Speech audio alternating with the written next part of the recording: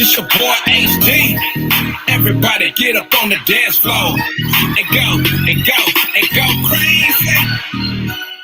And go crazy. And go crazy. And go crazy. Go, go, go, go, go, go crazy. Go, go, go, go, go crazy. Go, go, go, go crazy. All the way from the old go crazy like a dum-dum. East side homeboy, where I come from. Dance on the floor till you go numb. No fighting, no hating, no red rum. This is O City. All the way to the bay, hit the bass with me. Catch a case cause it's beating up your Chevy. Got you moving side to side, getting all sweaty. Working out, turn the volume up loud. It's a draw crowd, make it all shout. Go, go, go, go crazy. All the way from the O to LA. Hit play on the track and I'm ready. Like a quarterback, Tom Brady. Get you all in the friends. Go, go, go, go crazy. Go, go, go, go, go crazy. Go, go, go, go crazy. All the way from the O to LA. Go, go, go, go, go crazy. Go, go, go, go crazy. Go, go, go, go crazy. All the way from the O to LA. Go, go, go crazy. Go, go, go, go crazy. Go, go, go, go crazy. All the way from the O to LA. Go, go, go crazy. Go, go, go, go crazy. Go, go, go crazy. All the way from the O to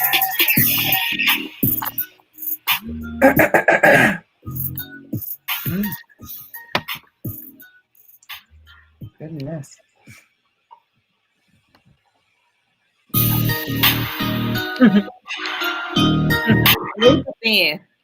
Right.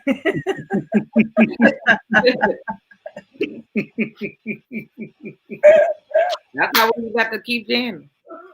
I mean, that is the jam. Okay. I didn't know we was going to do it for the 2 times. What's going on, Scoop family? What is going on? Right. Stop. Bloopers. Oh my goodness, what is going on? We see you guys coming on in and we appreciate you. Go ahead and come on in the room. Be sure and tag your friend. I know there's quite a few of you coming in. So if you don't see your buddy that you're usually in the comments with, please go ahead and hit them in the comment section. Also let us know where you are calling. Boy. You took it back. Man, where you are tuning in from on this evening. I can't get my voice together. I think that's what's throwing me off. I'm at me out here. Anyway, but if this is your first time tuning into the Scoop, I want to let you guys know that this is a very interactive show. If you can't tell, we like to keep it chatty around here, and we also like to chat with you. So to do that, we need you following the live stream that is titled The Scoop. And to do that, you need to be looking for that nice little, see that? Boom. That profile picture in the comment section. That's what you need to be looking for. That is the live stream you need to be following and commenting on so that your comments can show up in the screen like Tay Jones, one of our valued, loyal listeners. She was back when we were listening and tuning in, okay? So if you want to be like Tay, definitely be following this live stream so that your comments can be like Tay. If I could be like Hey. Right. Everybody want to be like Tay. Aside from that, we just ask that you can get on in here in this conversation. We've got quite a bit to chat about on this evening, so we definitely want to know how you feel. Definitely also hit that react button. We want to know, do you like it? Do you not like it? Are you with the conversation? Let us know. So definitely react as we go along. So yeah. I'm loving this hair. Kels, how you doing, sis? That's all I got. Tell me how you doing. And I'm like, yes, Rose. Yes. Thank you. You know, I am really enjoying these robes. They have become my friends, and I like it. Thanks. You know, you're welcome. Your makeup is amazing. I like Q, you have to go on and give us a makeup tutorial too, because Thank you, sis. I love it. She comes through, honey, with the makeup. Thank you. Yes. Fine on this great Tuesday and ready to turn up with my homies on the scoop. It is time. How you doing? I'm good. And hello, Beard. Hello, Beard. Okay. In the room tonight. Hello. Yeah. It's this new product I've been using. Okay. You know, I just been brushing it. You know, juices and berries and whatnot. Yeah. What product that is? Yeah. Looking mighty dapper there. Mighty dapper there. Yes. Your beard has arrived. Okay. It is here. That's what's up. Q, you good? I am. I'm doing good. Ready to go ahead and get it in. We got some new listeners. We got some new viewers. Yes. What's up to the people? Hey. Pop them comments down here. Pop them comments. Yeah, we trying to say hello. Thank you, Alyssa. Appreciate you, sugar. Yes, Alyssa's another VIP though. One of our hosts, our weekly co-host. Yeah. She's one we tag. Where y'all at? Alyssa, type people like, what's going on? Where are we at? Where y'all at? Yeah. So I guess we're gonna go ahead and get started tonight. I want y'all to remember that your hot topics, your temas caliente, are always brought to you by Curvy Kitten, Nadito Curvilino. So I want to remind you guys of that.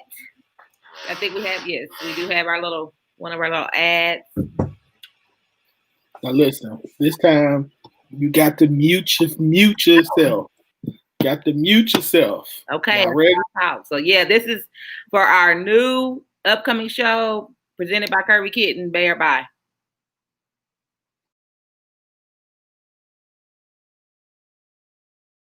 Tired of dating in 2020? I am. Has the pandemic got you all in a tizzy and a tough? It has me. So if your love life is on the outs like 2020 has been, you need to come try our show, Bear Bye. Bear Bye was developed as a fun way for us to try to find love for what we call real people. Every time we watch one of these reality TV shows, you got the doctors, the lawyers, the models. But what about that single mom of 3, the divorced dad of 2? What about them?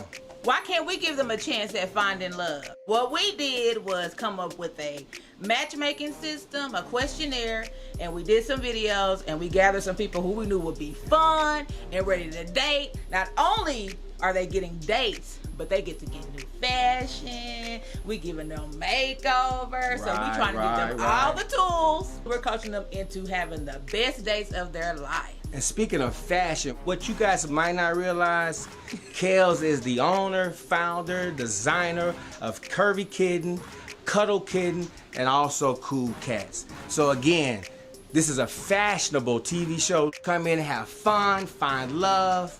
You might just end up with a bae, or you might just end up with a bye. Thank y'all. Come check us out. We'll see you soon.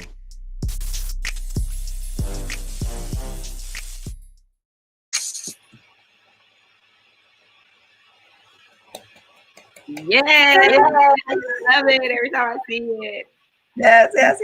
Yes, be on the lookout for Bear Bye. You can follow us on our Facebook page so far, just to keep up with the dates and the premiere. The first season is already recorded, so we will be dropping that soon. Probably a private screening with some of our closest friends and fans. So make sure you like the page. And also make sure you like The Scoop. Find us on YouTube at The Scoop Show. IG is at Real Scoop Show.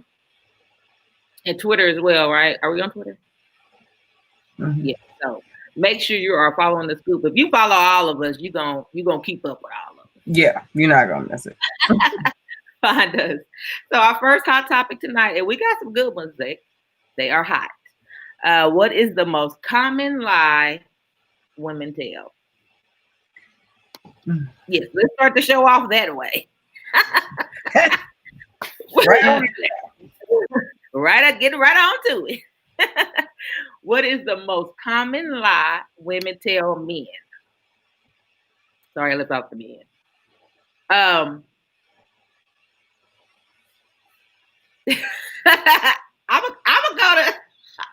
gonna win first, just because.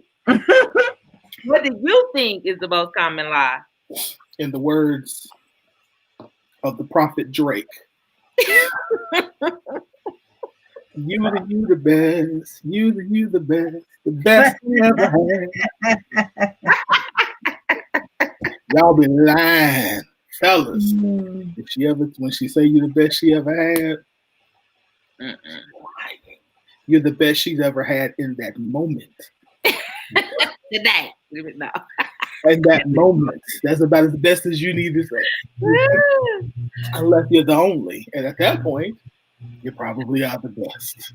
And if you're not the best, then you're her only. That's a bigger problem than her lying. Best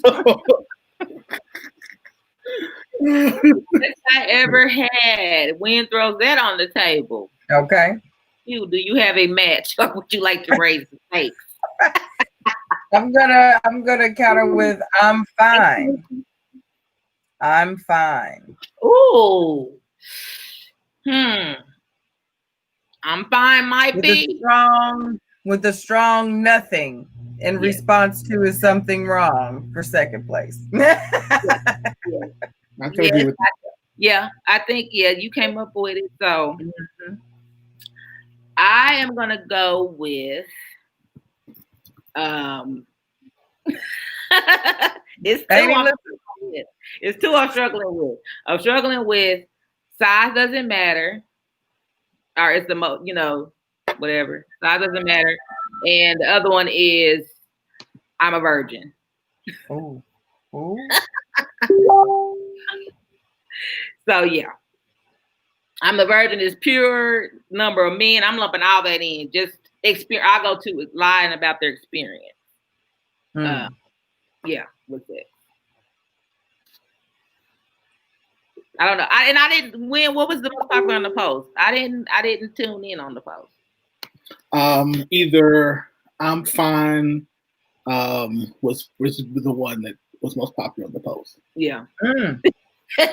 That's it. We'll be quick to hit you with that. I'm fine. Yeah, because she said she's fine. She's lying. And I mean, she says I'm fine and hit you with the I'm fine. Just like QD, she knows that. She knows it very well. I've been fine and not fine on many occasions. Yeah. This is my thing though. In 2020, after decades, many moons of us saying we're fine and we're really not, and everybody knows it. Everybody knows that I'm fine and we're not. And we still do it. I don't understand. Sometimes my I'm fine is because I'm not doing it right now. Like if we're out and something has transpired that now I'm not fine, but you can tell and you're trying to, like, I'm not getting ready to do this right now. I'm fine. Okay. Let's go. Like it's one of those, like I'm fine. Okay.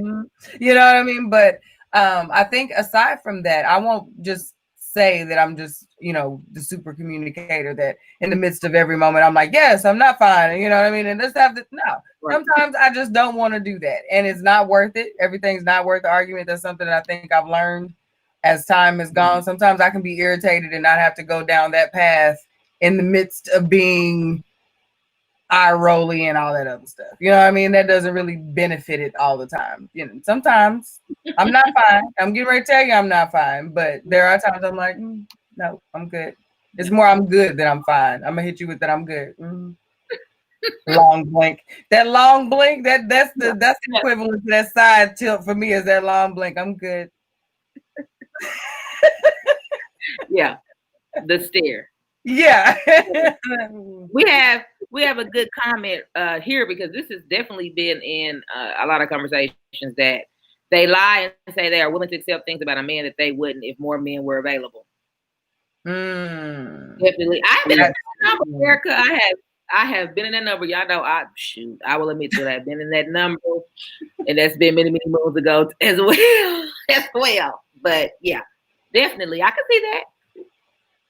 I didn't want to believe it because I thought we had evolved past that, but wow. We've evolved, but the numbers haven't changed. Like the numbers are still our thoughts have changed, but the numbers haven't. Yeah, so the idea, I think, it comes back to the idea. We're liking that. Yeah, just not putting it into action. Is that what it is? Yeah. I think it's like when the rubber meets the road, it's like, is this really worth, like is this really worth me having to get back out there and find something like worse? You know what I mean? Like, yeah, this is a problem. Mm-hmm. But is this that bad that I need to go out there and potentially find something worse or be by myself? Yeah. Alyssa also says it's a reflex. Yeah, I think it is for a lot of people. Yep. Definitely is. Yeah, that's crazy. I just think it's really crazy that it still happens. Something just ain't no change. Y'all ready for the next one? Yeah, let's go. Well, did you have another comment? Especially the older women get. About the line or about the excuses? Yeah. I think it's about yeah. I get it. Let's see. This one is talking about basically mother and or daddy and mama issues, however way you want to put it. But it's talking about from the male perspective. Oh, there it is. I couldn't find it. The writing be so small. Right. It says, women always say, my father spoiled me, and as men, we automatically have to step our game up. But when our mothers spoil us and we require the same energy, it's I'm not your mama. And they signed it Spelman. Now, this is a disclaimer. I think we all pretty much know Spelman, or the administration of Spelman probably did not write this. But, maybe just because it's the all black, women institution. But, Cause memes. That's why. Cause memes. Yeah.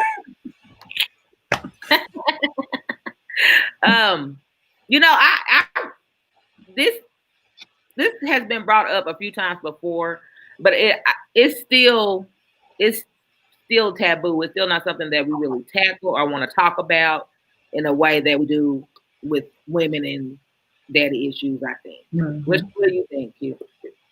Oh yeah, this is the thing. I said it on the post. Like, this isn't one of the things we like to say, but it's a thing.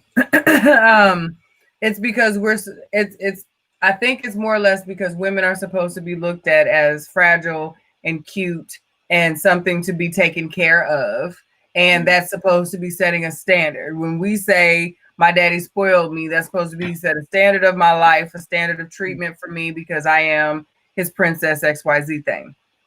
And when a boy says, or a man says his mom treated him well or whatever, it's automatically assumed that he's a mama's boy, or you know what I mean? It's just a negative. It couldn't be that he has a high sense of who he is, what he knows he has. Maybe if we're looking at the way the girls are treated, maybe he's also been given the finer thing. He's shown the finer things. Why is it so far-fetched that a man would like to be seen and shown? I mean, like, experience finer things like girls do. Like, how I don't understand how a man is supposed to know how to cater to a woman who likes finer things if he himself has not been able to have finer things. So and so that's why when I read it, I had to think about it. I'm like, yeah, we do that. You know what I mean?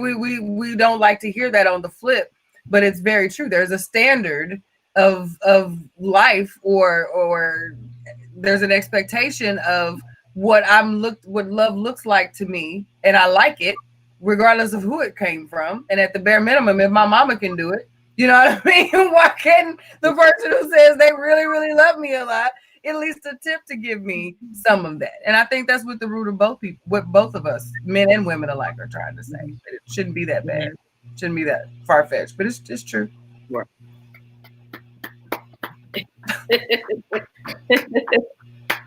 Hey, y'all, I said 2 sentences on the post. Like, the doors of the church are open. The Reverend Q has spoken. Right. And it was a lot of what was the? I'm done with you. Yeah. But there was a lot of discussion on the post about this, though. There was a lot of back and forth about this. I didn't. Well, I think it does go back to the traditional roles, because if you think about the mother's role, it's, you know, it's feminine. It's like at the very basic sense, not being deep at all, but you know, it's shopping, it's cooking, it's cleaning, that's what people think about when they're thinking about hanging with mother. Like, we don't see any of that as bonding time as we would like a father and a daughter working on a car. Like, we're like, oh, he's sticking us out the box. You know what I mean? So like, it's like girls can have both of those worlds in that sense. Yep. But because of the traditional and the weak kind of, you know, expectation or domestic type of feel goes with mother. And so to, you know, think of that, we just automatically thinking of her pampering him, babying him, you know, being a mother to him. Mm-hmm. And so that's looked at as weak. And it's, I mean, not saying that's always right, but that's how it is. What you think, Wynn? I think you all have done a phenomenal job of saying what needs to be said. No, I agree. I agree with you. I think that we have overlaid, because we see extremes in both instances.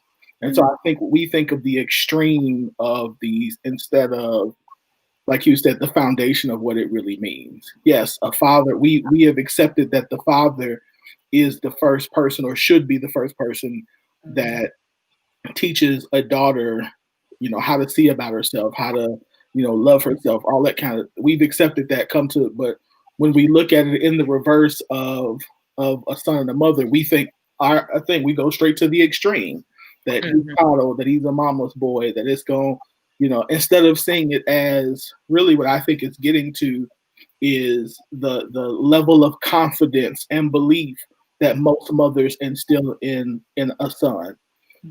Whereas, you know, your mother should be able to tell you when you're wrong, when you're not doing what you're supposed to do, but she says it in a way that still lets you know that in this situation, you screwing up, but you still my baby, you still the king, you still, you know, you're still all of these good things. And I think that all the other, we don't, we still don't get some of those other things, those types of responses in relationships. And when we're asked to, it's, I'm not your mama. So I think we see the extreme, and we shouldn't. We should see it for what it is, and that is, you know, I ask question. The question I ask a lot of ladies is, if you were your spouse's mother, would you want you talking to your son the way you talk to this man? Right. And a lot of times it's no. Okay, so if you wouldn't want somebody talking to your son like that, why do you think that this is appropriate for you to talk to somebody else's son like this? Yeah. So I think that's kind of where the meeting's going. Yeah, and also what I wanted to bring up too was, if you think about the on the movie Think Like a Man with Kevin Hart and them, the guy that was the mama's boy in that, Terrence J, right? Yes. Yeah. To me, that was a perfect example of, like, he's not really, you know, he's not coddled like that. You know, they made a couple of jokes, but to me, that would be more of a realistic type of thing. Like, yeah, you just breaking, you know, you're breaking plans, or, you know, she's doing your laundry, you know, some stuff that, I mean, I don't think it's a big deal really, but They made it. They were doing too much for that initially. There, let me. That was way too much. I'm not for the movie. She was doing the most.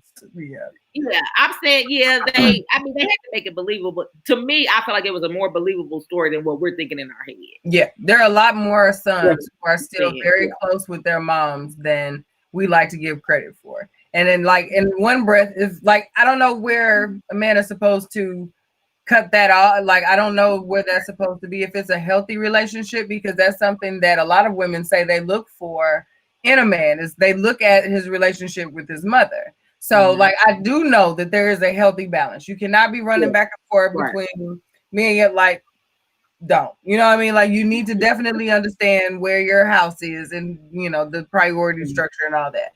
But I do think that we sometimes, when what you've been taught doesn't align with what we're willing to do, then it's all of a sudden, that's too much. And I said, that's not necessarily you're asking too much. You're just maybe asking too much of this person. And that's something that you could, that's not necessarily get rid of that person. That means you need to discuss why there's no wiggle room here and figure out where the real root of that is. And I think we have to own we just have to own that that's what that is. It's not you can't do it or he's asking you for too much. You just don't want to do that. You don't want to do that. And the fact that he said his mama did that, or that that's what he's used to, you use that as the reason for not being willing to try. Because if it was something you thought about, then it would be, girl, I do that. That'd be something you'd be telling everybody you did, because it's something amazing and he's used to it and that's your thing now. So like I just call it what it is. You got a couple comments? Yep. Okay, so why can't we just spoil each other though? Yeah. That's it right there. That's a nutshell right there. That's a nutshell. Alyssa says to me, that says a man appreciates women a little more. Yeah, in a lot of instances, yeah. I think, you know what, I say this often, and I think you all understand it, but I don't think y'all really understand the level of authority that your words, that your belief or disbelief in us has. Like, that's what a mom gives you. Like a mother gives you that belief. And so we look at, in a lot of instances, not in every instance, we want somebody, when we say we want somebody to believe in us like that, we're saying we want somebody who believe, who's willing to come in and say and build on top of that. And when we don't, that'd be bad. Keith Turner says, I agree. I think a mother's love, compassion, empathy teaches a man to look for that woman with a loving heart, the trust, the well-being, the strength, and sorry, it cut off. Yeah, I think it cut off. Okay, that's it. All right. Alyssa says it can be a problem when mom can't let go and let another woman in his life, but that's mom's problem, not his. That's true, but it's his problem when he don't he don't correct her. Boundaries. Yeah, there are definitely boundaries. Yeah, that have to be in place.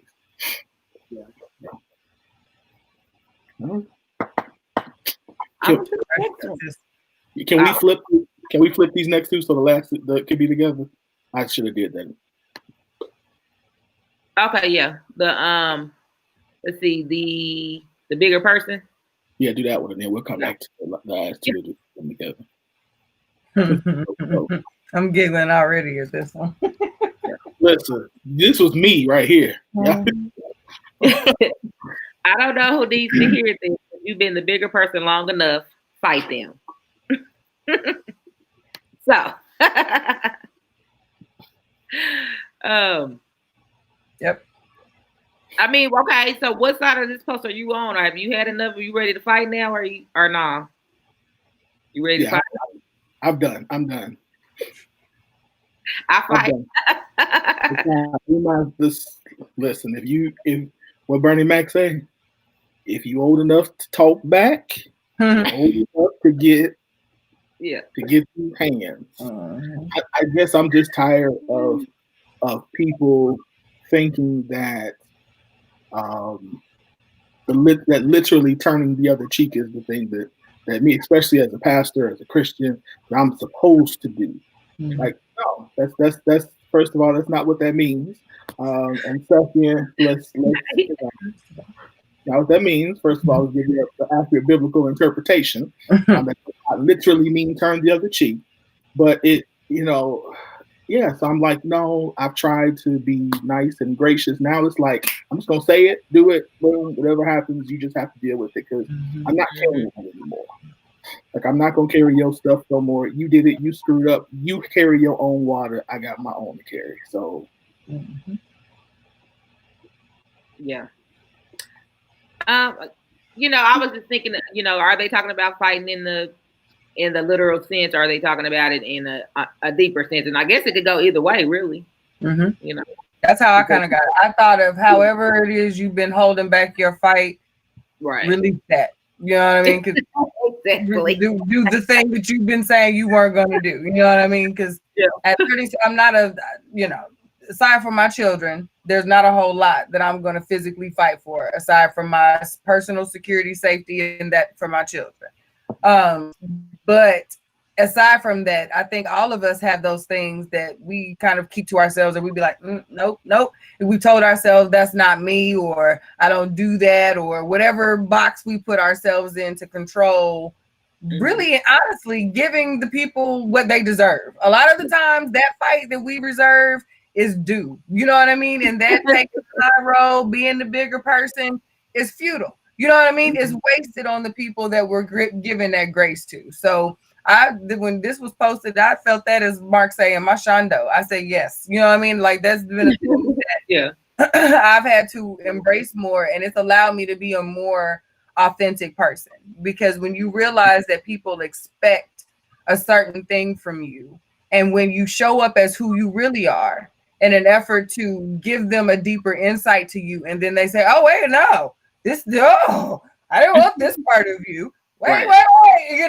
Then that is when I think that's when that it's time to do some correction. You know what I mean? I think, and that was one of those breaking points for me when I was doing it to myself, and when I recognized that other people were perfectly comfortable checking me about me. You know what I mean? Like in the thing, like I'm like, hold on now. And I know that I keep myself in certain boxes. So I'm like, now hold on. Like there's really not a whole lot of space that I give a person to do that, because I'm already checking and balancing so much. So I think a lot of people are realizing that, especially in this environment that we're in, because it's as far as culturally, socially, racially, politically, like everything is so extreme. So people are now having to say, you know what? If this is where we are, this is just where we are. You know what I mean? It's one of those do or die type situations, literally. So people are showing up. Yeah. Tay is over here clowning in the comments. Try Jesus. Amen, sis. Amen. I wouldn't try Jesus too many times. No. Jesus. They don't know Jesus is about the life too. He might only have to give a look. He feels about that life.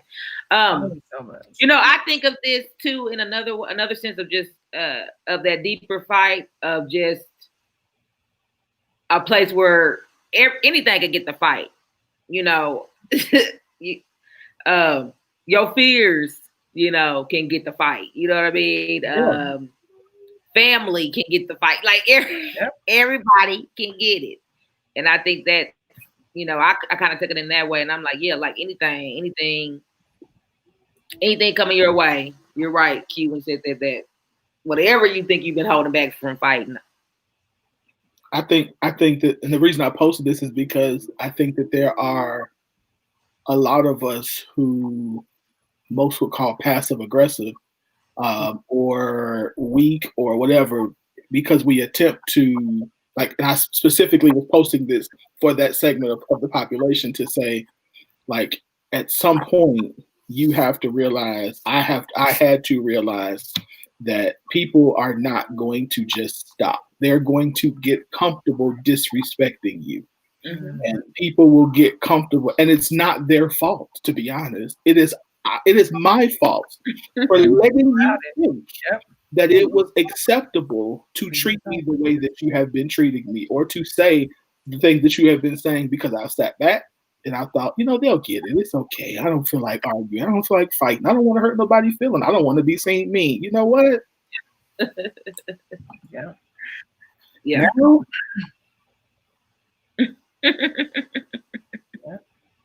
Yeah.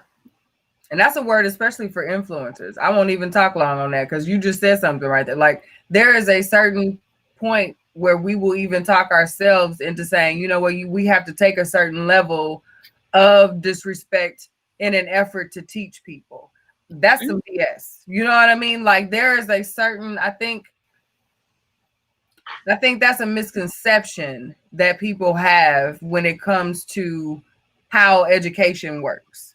You know what I mean? It is our responsibility, or it is our calling, and I say our as a collective influential calling, influential hour, to be responsible for getting the message out there. It is our responsibility for engaging in conversations that help to further the engagement of the conversation. It does not mean you have to endlessly go back and forth with somebody and fight and debate. And when you know that like there still has to be some self-control and boundaries set so that you can go out and educate and serve the people that you're really here to serve. You know what I mean? So I think sometimes that's where people say, well, hey, in your role, that's what you signed up for. I signed up to be the best me and give the best what I can to the people who really want to hear that. Now, that doesn't mean everyone's going to always kiss me on both my cheeks and hug me real, real good every time I say something. That's not what you're saying. But you have to know when there's enough and say, okay, well, then maybe this message isn't for you. Hopefully you get it at some point. Maybe I'm not the one to do that for you. And that's okay. And I think we have to give ourselves that peace also as people in these positions. That's okay to not teach, reach, change all the people all right. Like, you ain't gonna catch them all, sis. Bro, you have to let some of them go. You know, like some of them have to check. You know, and my a lot of times mine is just that, you know, after a certain point, you get a sense that someone or someone or somebody is disrespecting you at some type of level. You know, hopefully it's not anything physical, but you know, emotionally, it could be, you know, work relationships. At some point, there's going to be someone that has tested you and you have turned that other cheek and have used all your cheeks available. And like, to me, I feel like that sometimes you just have to make an example. Yeah. You know, maybe you need to learn this lesson this way. I tried the nice way. Now I'm going to make you remove yourself from all social media. You know, it just... And like I said, I'm for it. Sometimes you have to release the petty, you know, on people. And I like it. I like it. I think I like it. No, that's because you're right. You be waking up. Kellis wake up like, I feel petty today. Yeah, you know, this feels like a petty day for me. You have, I don't know, to blame it on the Gemini or blame it on just having in a box so long. That's what I was just about to say. Sometimes it's just fighting outside your box, and when it's something about being free. You know, and I'm trying not to go box. It's something that comes with that fight about being free. Because when you feel like you can fight anything, can't nobody tell you anything. So you can move mountains. You can, you know, be whatever you want to be. And so to me, that fight gives you that power because then you're not that fear is gone. If you can fight anything, you can fight. Can't nobody touch you. All right, let's go to these comments. Alyssa said this spoke to me. So things about, so I know that's right. Listen. There's a lot of somebody proud you know. Listen, I feel you. My whole e-bot. Yeah. When I read the post, I was like, Lord, was this for me? You needed me to see this on this day. So I'm with you. I'm with you, Alyssa. I understand. I get it. Taysa, I'm with you, Bishop. Stop trying to take my being nice as a weakness, and that does not give you the option to continue to be petty with me and trying to use me. I got my own stuff going on too. It's time to cut off. No more chances. Oh yeah. Yeah. Time to cut them off. Yep. Listen, I'm not even go there. This was hilarious. It's up to you. We Like got I 4 always teeth. say, yeah. We How like you that. depend on? Listen, which 2? Hey, They be like, I only got 2 cheeks. No, you got 4. But let's see which ones you can handle. Let's see which ones I'm a turn. Because if I turn the other two, I'm leaving. You know what I mean? You're gonna Take that however you want it. What's the cheeks turn? I'm gone. see, this is right here. This is Kale. So let's just fight me, fight these fears. Yeah, that's what I'm not gonna do right there. Yeah. What's that? Nope. You're not getting that no more. Hey, You're getting something else. Melissa says just speaking on my day cue.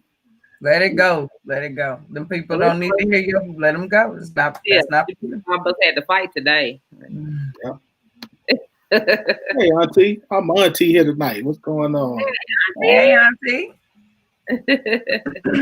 Jamie said that's right. When unfortunately people will do what you let them. I have been telling my daughter, you have to speak up for yourself and let people know you are not going to take their crap. Amen. You got to teach your young daughters that. The younger, the better. Yep. True. All right. Okay, so yeah, you got to teach them because, honey, I didn't find my voice until I was grown, and people get shocked every day. And I was raised in a house there. I was told to speak up for yourself, but it still was just not. If you only get that in a certain space, you have to super reinforce that. You know what I mean? Because it's not what they're getting outside. Our kids growing up now, maybe it just wasn't what they're getting more of it now, but it wasn't. It was just starting when we were coming up. We were taught to speak our minds, but not to speak it to like adults. Yeah. And so I think now I struggled for a while with the transition that I'm an adult now. Right. So true. So I can now speak to adults like this, like because in my mind, you don't talk to adults, you don't talk to people who are older than you, right? Like that. And so I still have to sometimes be like, no, you can say this, be honorable, be respectful, obviously to your elders and to everybody. But no, you don't have. That's not how you get to say. Like I get to tell my parents that no, we're not doing that. We're not doing this. Yeah, you out of pocket. You can't talk to me like that. And my dad like, whoop, my fault. I forgot. You a grown man. That's how me and my dad talk. But sometimes you have to do like that. Transition for me was difficult because I was raised. You don't talk to adults like that. So outside of that, sure, I say what you want. But my outside older people, like family, really wasn't that. No, never mind. Let me just erase that house. I don't have to go on family, but never mind. Eric, next two topics. Next topic. These next two topics, we're gonna mesh together. It's about children in the education system and what we have going now with the corona. So this first one. It's saying my daughter turned around yesterday to grab her charger, and her teacher immediately snapped and said she needed to be facing forward at all times. I said, "Go ahead, let the computer die." In the background, and the teacher quickly apologized. Didn't realize I sit through every class. Zoom school is really showing how much of American education is just about controlling and punishing children, and not actually, teaching and educating them. Whew. That's a mouthful.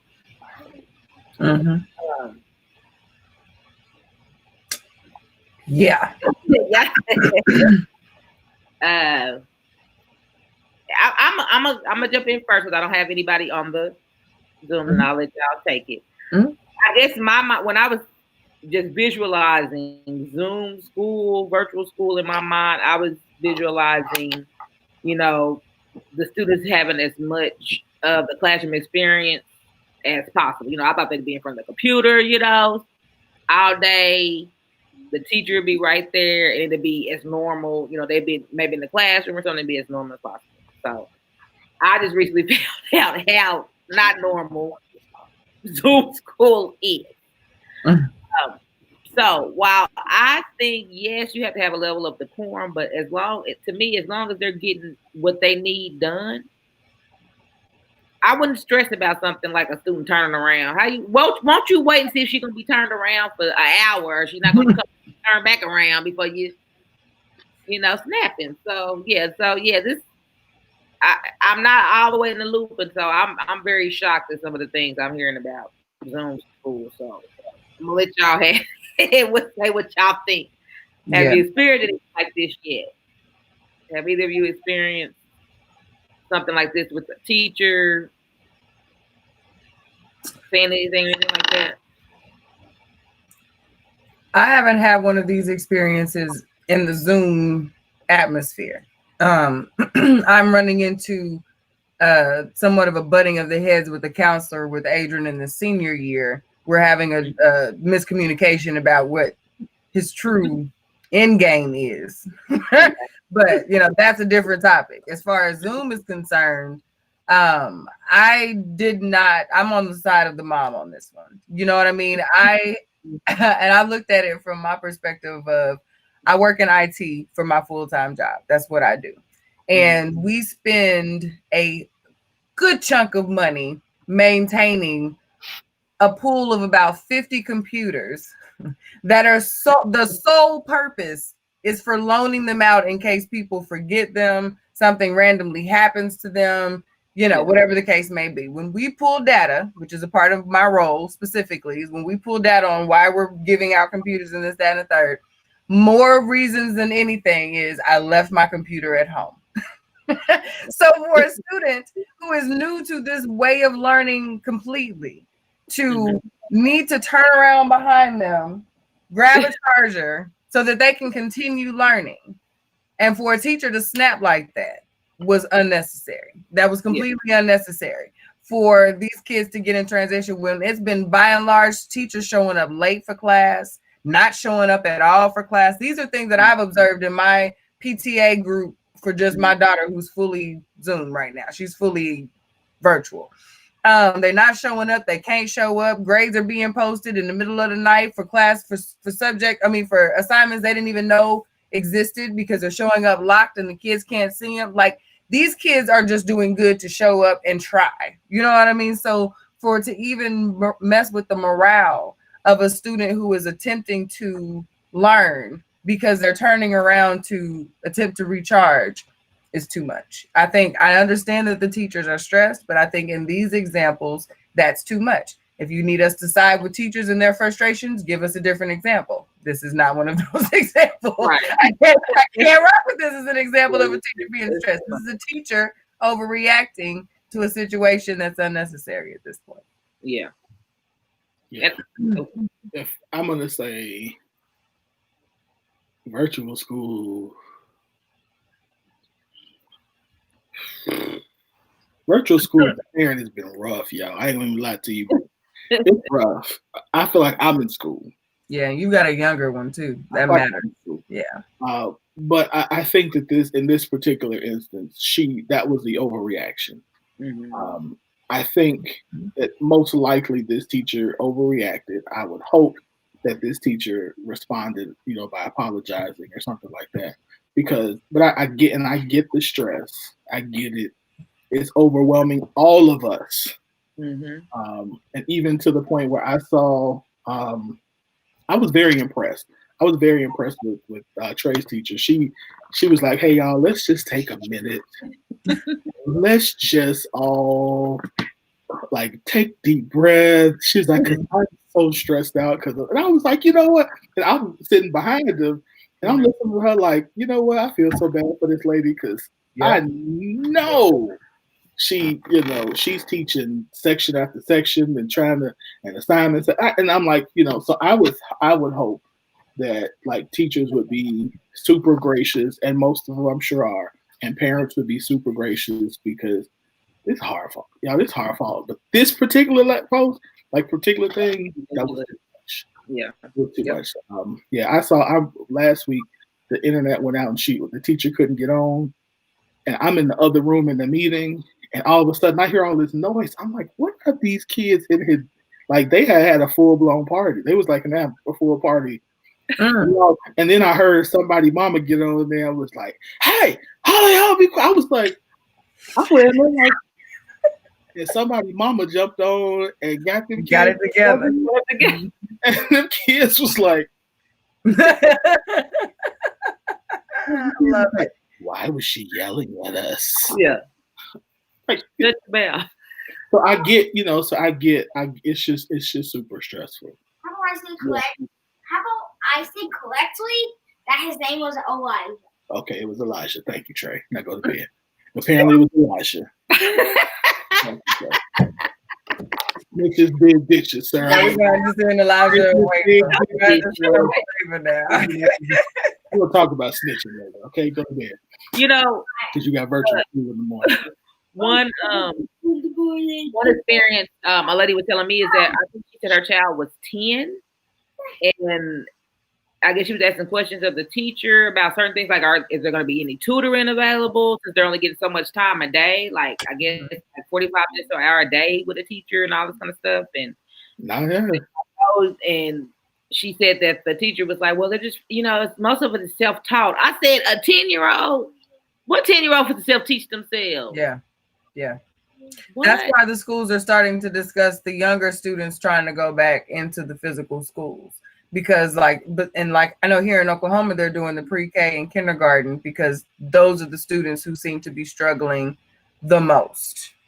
If you could put a amount on the struggle, you know what I mean? They're going to test it with the pre-K and kindergarten kids. I think they're targeting November, end of mid-October, something like that. But they've now moved everyone to this AB where Wednesday, everyone is off. Basically, the teachers get a virtual day to catch up on grades and school, getting things updated and all that. So the A day kids go Monday, Tuesday, B day kids go Thursday, Friday.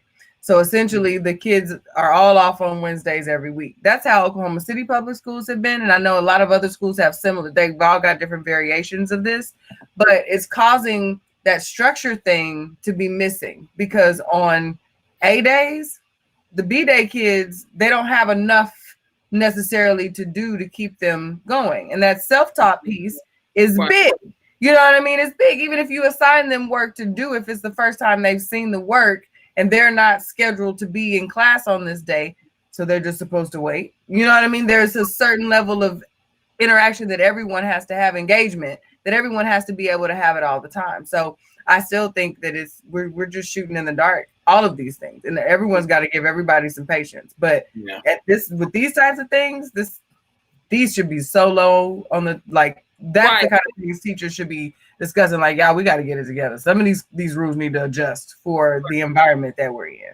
And I think part of the problem to your point, Q, is that the teachers really aren't the ones getting to make a lot of these decisions. Right. I mean, they're coming down from school boards and superintendents and principals. So they're at the bottom of the totem pole, you know what I mean? So it's like, we kind of do what we're told. But again, I think that a lot of this comes down to, as a collective, I don't want to say throw the whole year away, but we almost have to just focus more on, I want to say getting the things that are important as much as we can without trying to overwhelm.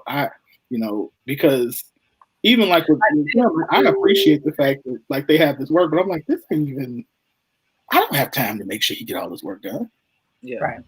So maybe when you say make sure get things that are important, maybe they should strip the subjects down or something, maybe just math, reading, writing.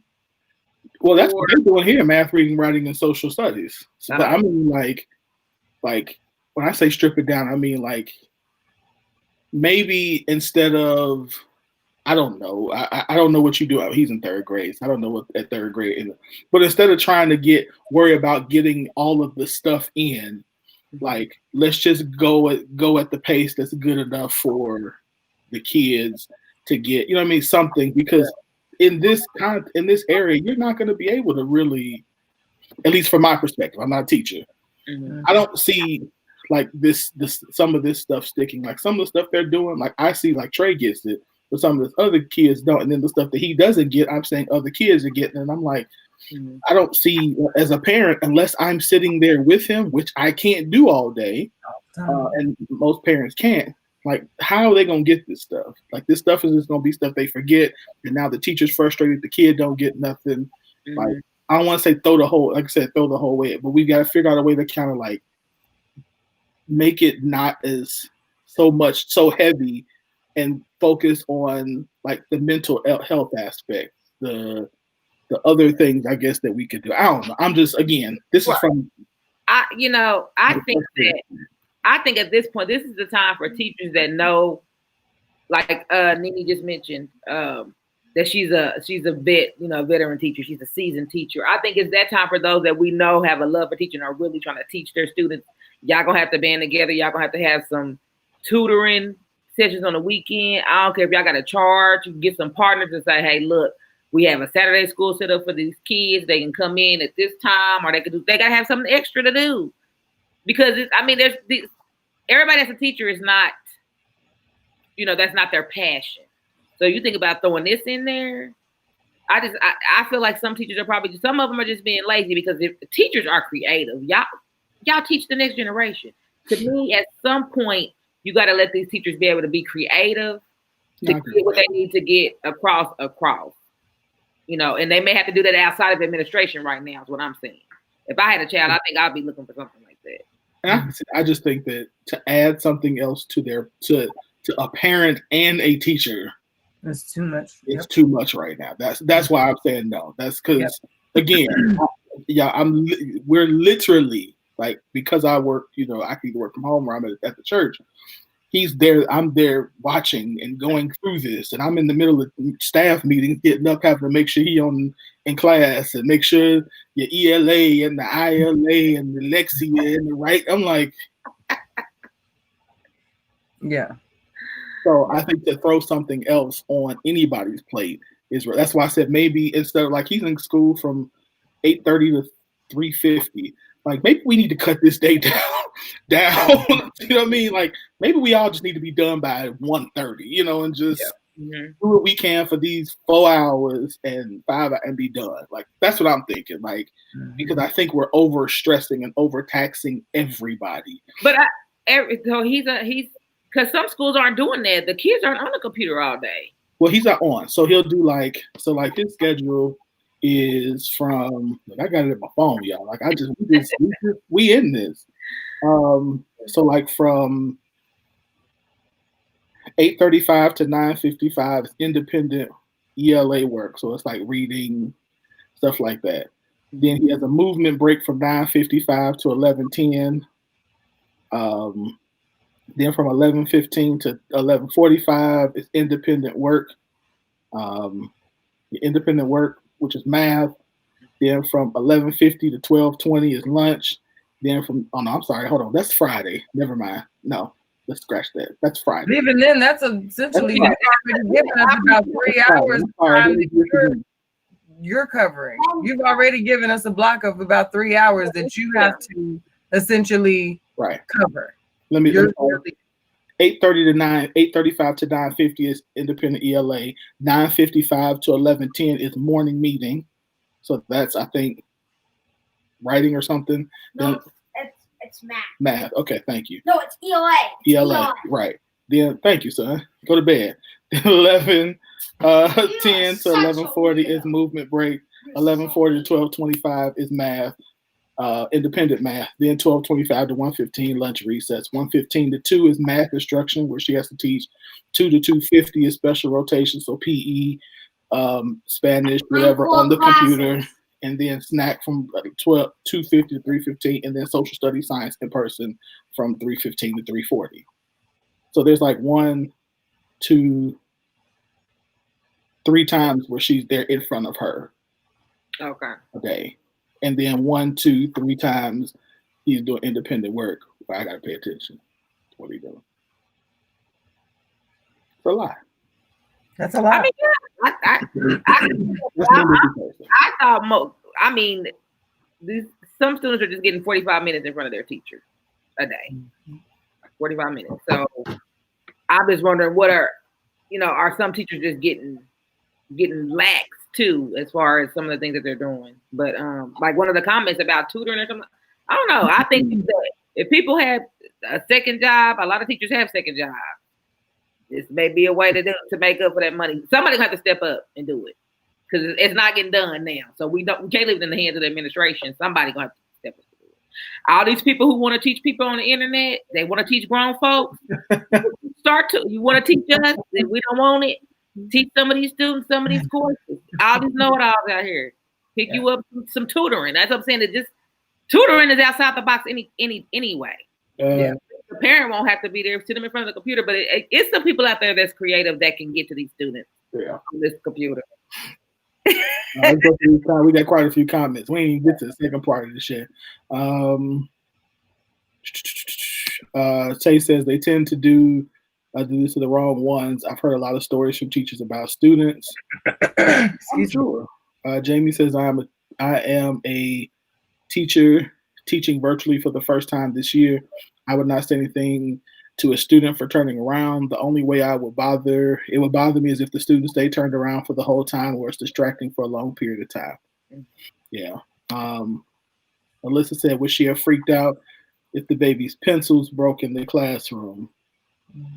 And Nene says, we are all new to this. And let me put this in context. We don't know what is happening once we turn our screens on. Some of us are hybrid. Teaching both is no joke. Now, that's true. Some teachers snapping, teaching with the mask on, and the shield isn't easy to hear. True. Her snap may not have been the type snap we think of. Possibly. Question, would you wear a mask if it was virtual? Self-taught long division, get out of here. Right. Virtual and face-to-face at the same time. Says, okay. I'm a seasoned vet that is low-key struggling to do both. We teachers and students are in all uncharted water. Definitely. I feel like we threw half away last year. We're so behind as a country on education. We can't afford for all these kids to miss a whole year. I don't know the answer, but this isn't the right one. Yeah, I don't think we should miss the whole year. I just think, again, I think we should cut down the time. You know, like I think the school time is what needs to change, because the other part that worries me honestly is because they're virtual, they're not getting as nearly the kind of movement that I think that they should get, and they're missing social interaction, which at some point affects your mental health and your physical health. I think that's, for me, a part of what I think through, like the amount of time that normally he would be playing that right now he's not. So that's part of what I think about too. My aunt, who is a teacher, said there has to be balance. We teachers are teaching new content, interventions from skills lost last year, SEL, and the social impact of what they saw prior to August. We are doing it all. Yeah. Do you think Zoom tutor would clean up right now? No. I think I don't think there's a lot of extra money around for that because school is free. Public education generally is free for families. So for a family who has multiple children, I think the idea of tutoring that costs is a luxury, that unless there is a serious deficit that the child might need this to be able to pass or something like that, I don't see a lot of parents spending a considerable amount of money on additional learning when it's already free. So I think that tutoring, you'd have to be given, some kick. Like it'd have to be some great tutoring. And then what would you charge? Like then even still, could you charge it comparable, in relation to what it should be charged for what people are already used to getting for free? I think that would be the biggest thing that you'd have right there, is getting people to pay consistently for you to provide that service. Yeah. I think the people who have the income to do this are the ones who are in schools where they're not dealing with some of this stuff. Yeah. The people I know who are in those schools and have that kind of money, they're in school. Yep. They in private schools and they're socially distanced in school and all that kind of stuff. So because they have smaller class sizes and stuff. So I wish I had time to tutor for years, how to break things. I wish I had the time. I've tutored for years. I wouldn't even know how to break into that anymore, though. That's a very long Make a post. Right. yeah. That's a very long day for a child to have to sit in front of a computer. Yeah, I agree. Mhm. Like I said, he's not sitting in front of the computer, but still, because he's running in my meetings all day. But but again, I get it because if I'm 8, I don't want to sit still either. And like this little bitty office, and this, he running up and down the hall. I'm like, run, buddy. I get it. Yeah. Yeah. So, we're gonna go ahead and get the next one in real quick. Yeah, go ahead. Let's go. So the next topic is also dealing with education, and this one is talking about rewarding kids for having good grades. Do you think it's okay practicing rewarding kids making good grades, for example, A's, with money? Do you think that's okay? Q? Yep. Sure do. Sure do. I think especially after reading comments on this post, I think the way that I look at money and success and work ethic and all of that has a lot to do with why I feel the way I feel about this. Also, I'm an entrepreneur and I'm showing my children entrepreneurship. So like your work is worth something. You know what I mean? Yeah, it feels great to feel all warm and fuzzy at the end of the day. I worked hard and I put in an effort and my team loves me and yay me. But when people getting paid, I'm gonna need to get paid. You know what I mean? Like, and if you are if I'm telling my children that this is your job, I take care of these things. Your parents love the line item, all the stuff that we pay for. We work hard and what we do and what we don't do and what our money goes for, or when they come and ask us for something. No, I work. This is what I get paid for. Oh, I get to go do these things because I work hard for it. Like we do that, okay? Mm-hmm. So how are we supposed to give our children an understanding of what work ethic, what working hard can do if we're afraid to give them a couple dollars for what we tell them is their job? What in certain circumstances is tough for them. Every kid who gets A's isn't a scholar. Some of these kids work hard as hell to get these A's. And then their parents just say, well, good job. That's what you're supposed to do. What? Like, I can't get $5 for an A. Like, for a cumulative A, on average, a child might have 4 to 8 classes. 4 to 8 classes. You can adjust the pay scale for the A's to the B's. I don't pay for B's. You know what I mean? You ain't getting nailed down from me at 4 C. But for A's and B's, you might be able to set up a scale where at the end of when the semester comes out, you give them the $20 to $50, whatever you can afford, whatever that case may be. And that's something that your child, that's a goal set. That's something that they can look forward to. That's something that you can also teach them. Like, there's so much that can happen with that. And I was just so interested that when we bring money into it, we have such an issue with giving our children money in reward for their work. And because up until they're 18, essentially that is their work. Going to school, What else are they doing? They got their chores or whatever, but at the end of the day, school is their main priority. But money, I even asked that on the post, like, is it just money? Like, is that the problem? Like, we just don't have an issue with saying, you got this thing, you did a great job, and here is money in reward for that. It's like, no, I don't think that they should have an unhealthy ideal with money in their grades, and it should be, what? Like, no one says you got to give them $100 per A. You know what I mean? It has to be in relation to what they're doing. But I think deeper than just the A thing. It was very interesting how we have a very hard time handing our children money for just about anything that they've done. You know what I mean? Like that whole thing is interesting to me. I'm gonna shut up now because I rambled, but go ahead, Wynn. I was waiting on this. Wilfred, are you ready? You still looking to the heavens? Are you still thinking? Go ahead. You go, Kels. I'm thinking. Okay. I mean, I kept racking my brain and I try to think. Remember, I don't think my parents ever paid me for A's per se, but you just hear all like if I wanted something, it was always like you get good grades. I remember really being told no, and that was always the reason. Like, oh, well, she get good grades, blah blah blah. That's always that. So I guess I don't understand what the problem is about it. Because I guess because I don't know, when growing up, don't you give kids, like, we already give the money for the tooth fairy, Most of the time, you giving them money for change, go get you some candy, go get you something. I thought everybody did that to little kids. You know, I see little kids, I'm handing them $1, especially family. We handed them, you know. I guess I just don't see the big deal about it. And then especially if you can, once they get older, and you can teach them a system with like that, that's definitely going to help them in the long run. Because look how hard of a time we had. I had a hard time switching jobs, knowing what I needed to be making, knowing what I was worth, knowing what experience I had, and still had a hard time of, you know, at least asking and letting them tell me no, so that'll give me enough fire to say, okay, well, then I got to go. But yeah, we are being that type one to show them the struggle. I think it might have a counter effect. Yeah. Everybody don't have to have this for what? Other countries don't. Some kids don't ever struggle and they're fine and still well and striving and being productive citizens. Well, yeah, you're right. I think the struggle part is a good point, Hill.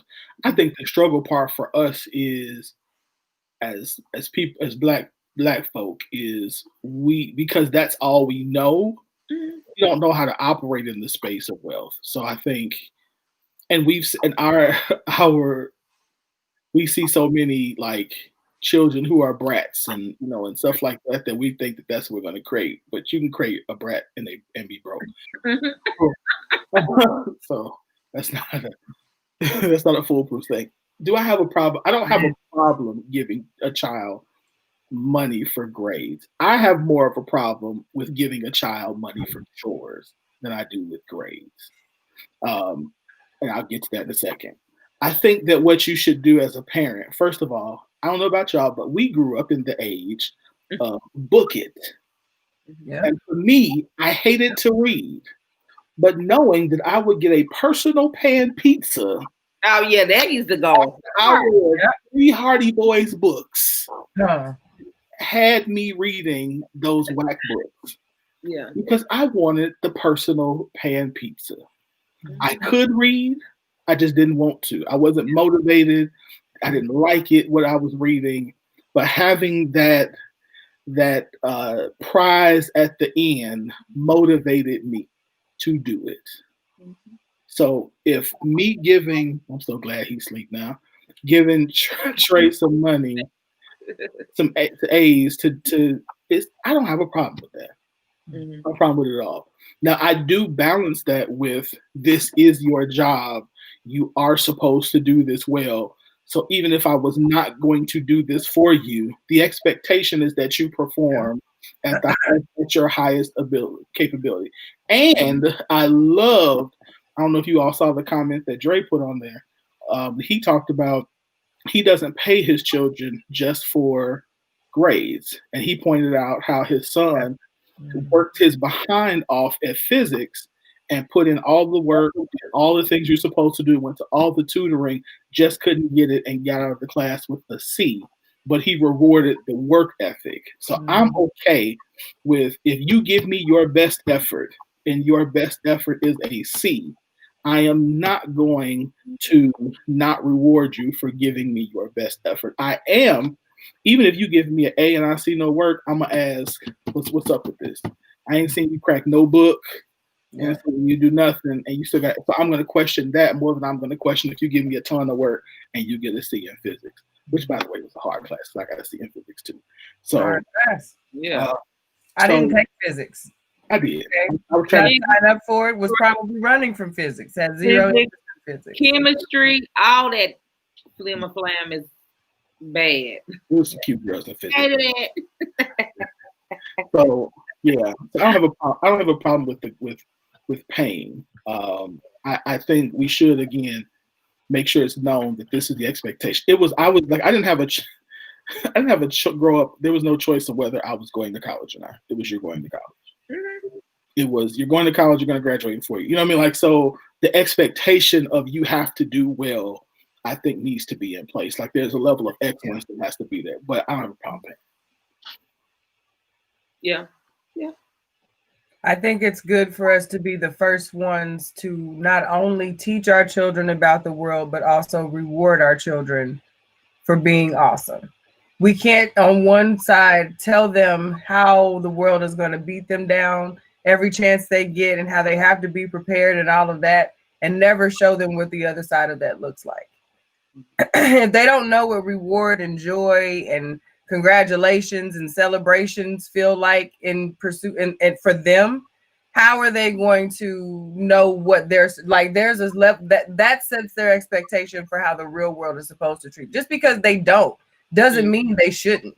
You know what I mean? So like if we set the expectation that you work this hard, you work this hard, you work this hard, and you only still that's what you're supposed to do. Well, then when you go out to your job, where are they going to find the fire to say, you know what? Maybe this isn't what I'm supposed to do this job, but how hard I'm working means I'm supposed to be getting more. You know what I mean? Because if we always work harder, you know, we've been told that since we got to work harder than everybody else. We got to do it 3 times. We got to do more than more. At some point, we don't get paid for that 3 times harder. You know what I mean? What generation of babies is going to go into the boss's office and say, you know what? I've been working 3 times harder. I'm going to need 3 times the pay. You know what I mean? And mean it. You know what I mean? Because we have shown them that that's okay. Because you know what, baby? I know you've been going back and forth with that teacher. You've been emailing that teacher. You've been advocating for yourself. I see you doing the extra credit work. You worked hard as hell for that A. Boom. That is more effort. That is more. You worked harder than what all these other kids had to do. So now I'm hitting you, boom, with whatever that X amount of dollars is or whatever that thing is. Like, why is that? So we've got to make that okay, so that it's not a shock when the boss gives them a little 13-cent raise. They should be appalled when you get a 13-cent raise. You know what I mean? Yeah, I hope we don't teach our kids that hard that they got to work harder than everybody else and they're gonna get rewarded, because that's crap. That's But I mean, we need to be able to no other culture is afraid to connect work with money the way that we are. You know what I mean? Like that whole whatever, we can't teach work, and then no reward, no pay, no compensation for that. Like that's slave mentality. That's the poverty. I know I'm saying, but that's the poverty mindset. We want to raise free Black kids, free Black children, you know what I mean, that have a different mindset. We have to be able to break that as free Black parents. Like that is the thing that I was like, why is this so complex? That was the biggest aha for me at corporate America. Like, wait, so I don't get promoted because I work harder than everybody else? No. Right. No, that will work you until you say stop. Yes, until you will not. No, it's gonna work you till you die. Yes. Have a conference call and say, we really love, he was such a nice guy. Who gonna take his spot? Positions open. Yep. Internal. We're gonna try internally first. Before we open it up to the general. We're gonna leave it open for 90 days. Yeah. That's, I mean, and it teaches, to me, it teaches self-worth. It teaches, I don't know, like Jamie just said on one of the comments, that it's positive reinforcement, whether it's, I mean, if you don't agree with money, then do something else. But definitely, I think there should definitely be some type of reward. There should be some type of acknowledgement for grades. Yeah. It should be. And I get why people say don't do it again, but I think, like you said, it's just a shift in mindset of who we are and where we're trying to go. Again, culturally, we've got to say, did y'all see the maybe who did? We posted in the scoop the article up from the CEO of Wells Fargo. Did y'all see that? No. The CEO of Wells Fargo got on a call a couple of months ago and says that the reason why the company has not hit its goal for hiring and promoting Black people, he said, quote, "I know it's an excuse, but the truth is there just isn't a large enough pool of qualified Black people to hire." Whoa. Okay. At Wells Fargo? For Wells Fargo? Wells Fargo is known for that. They were apologizing just last year. But let me tell you what happened. There's a story of 45. I got everybody bold. I'm just saying. That's what he did. Bold. Mm-hmm. I mean, I definitely can't say where. I mean, that that statement has been the justification for a lot of wrongdoing, even at the federal level. So it's not surprising to me. It's surprising that somebody caught it and that it's printed. He said it. He said it on a Zoom call with the company. He said, "Yeah, because it's not." They said there's not enough qualified minority talent. Someone needs to post the qualifications that they have for the job, and I want to see Black Twitter post resumes and the qualifications. Yeah, what if Black Twitter? I'm surprised Black Twitter is not called for some action. Yeah. I wonder how many submission response numbers that there are out there in Black Twitter from Wells Fargo positions. I want to see the submission post because you get that little thank you for your submission for your resume, blah blah blah. That's something that would be interesting to watch. There's not enough qualified minority people. Wow. I'm telling y'all that attitude and those words are in legal documents in some of the complaints and most of the complaints about a lot of federal programs. This is not anything new. They say this all the time. They say it all the time. It's not anything new.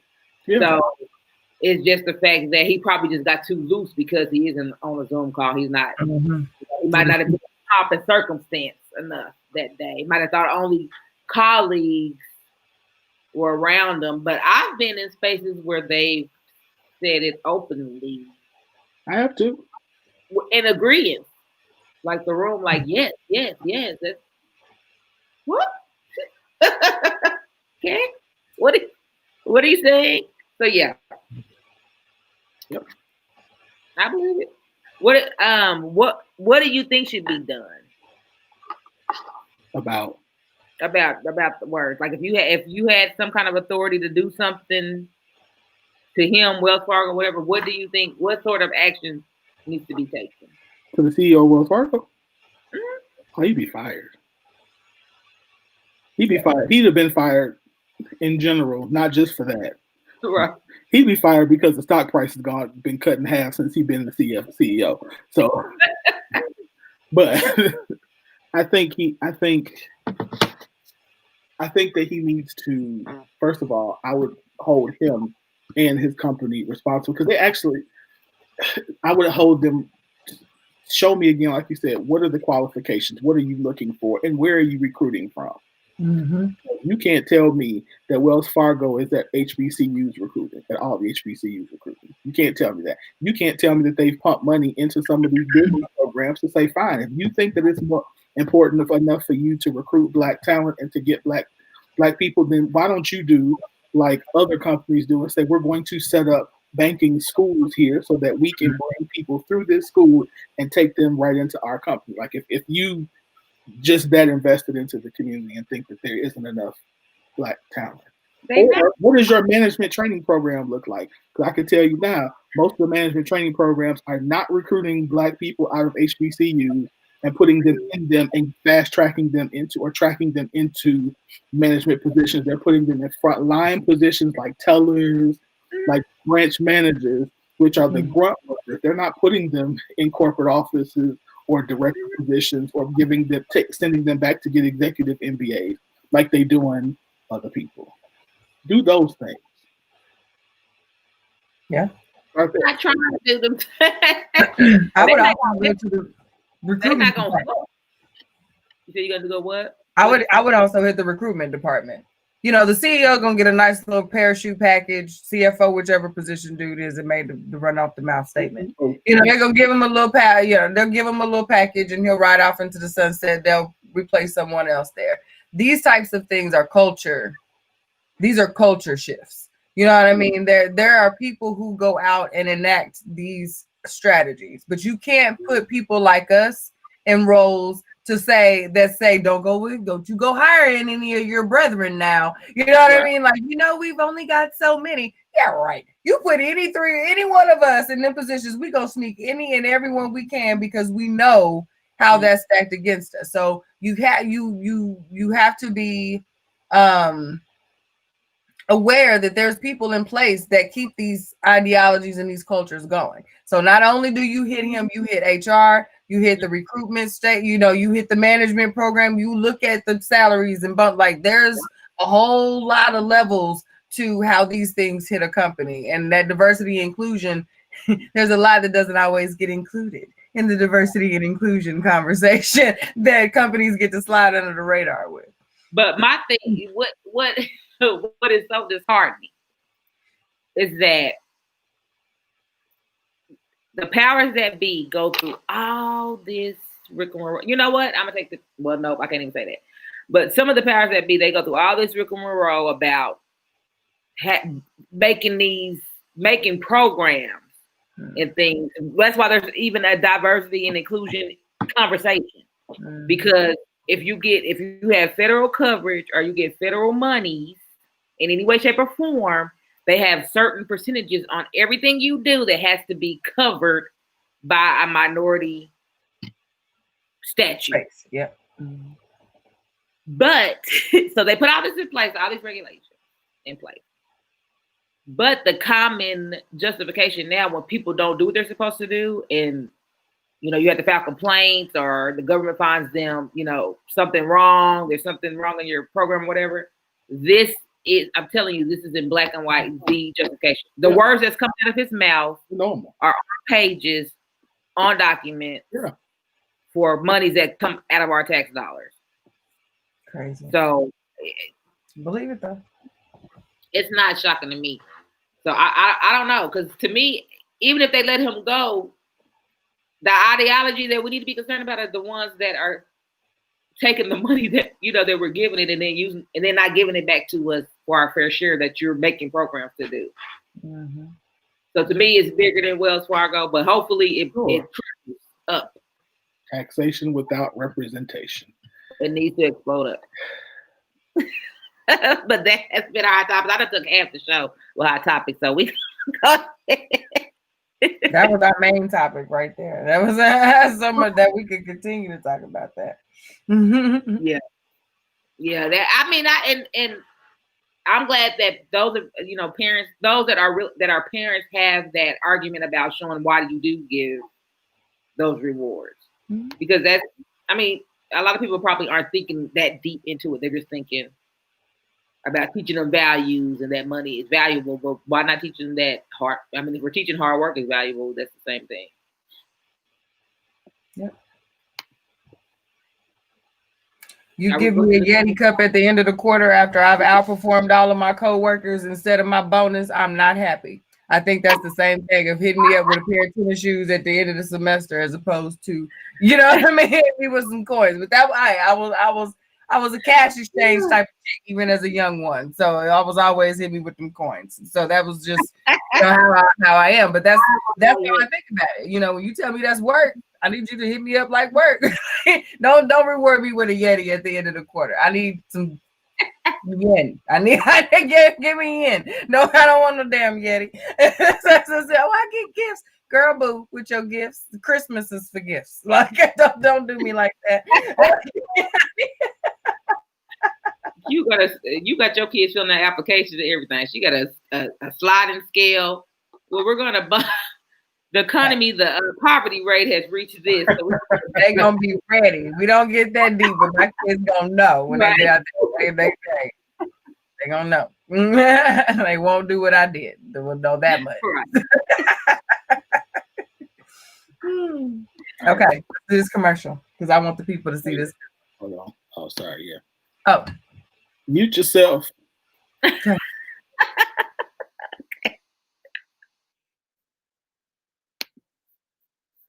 Mute myself too while I'm talking.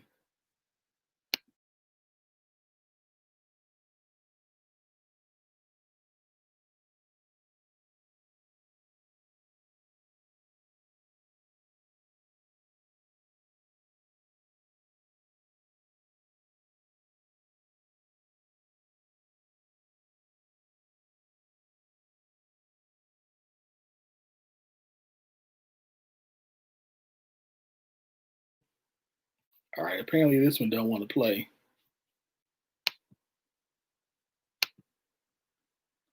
All right, I guess I don't know.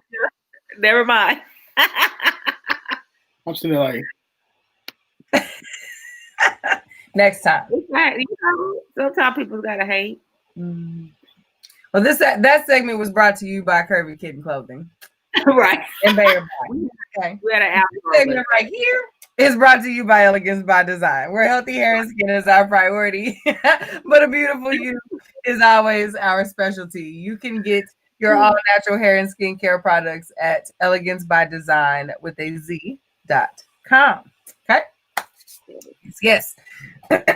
So we're going to go ahead and close out this show tonight, talking about something that, again, caused what we want, a lot of conversation, but this is one that I was kind of like, what?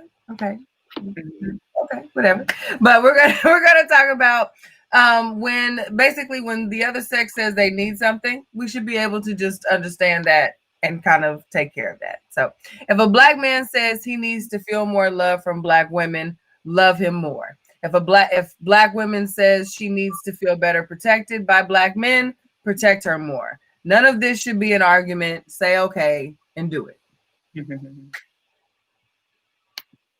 Okay, so this is what we're going to talk about tonight, and I think this pretty much nutshells a lot of the conversations that have been going on through social media over the past few months, like eons. As long as the three of us have been talking, but I know for sure it's been hot the last few months as far as the whole Black women not feeling protected, and the laundry list of reasons why, and then Black men saying, okay, yeah, we feel that, but then like y'all could be a little more affectionate. Like, what happened to the feminine side of the woman? Like, there's that. And women, what do you mean? We've been being the men all this time, and da. Like, so then we hit them with all of those reasons why we can't be feminine and why they don't deserve the love that we get.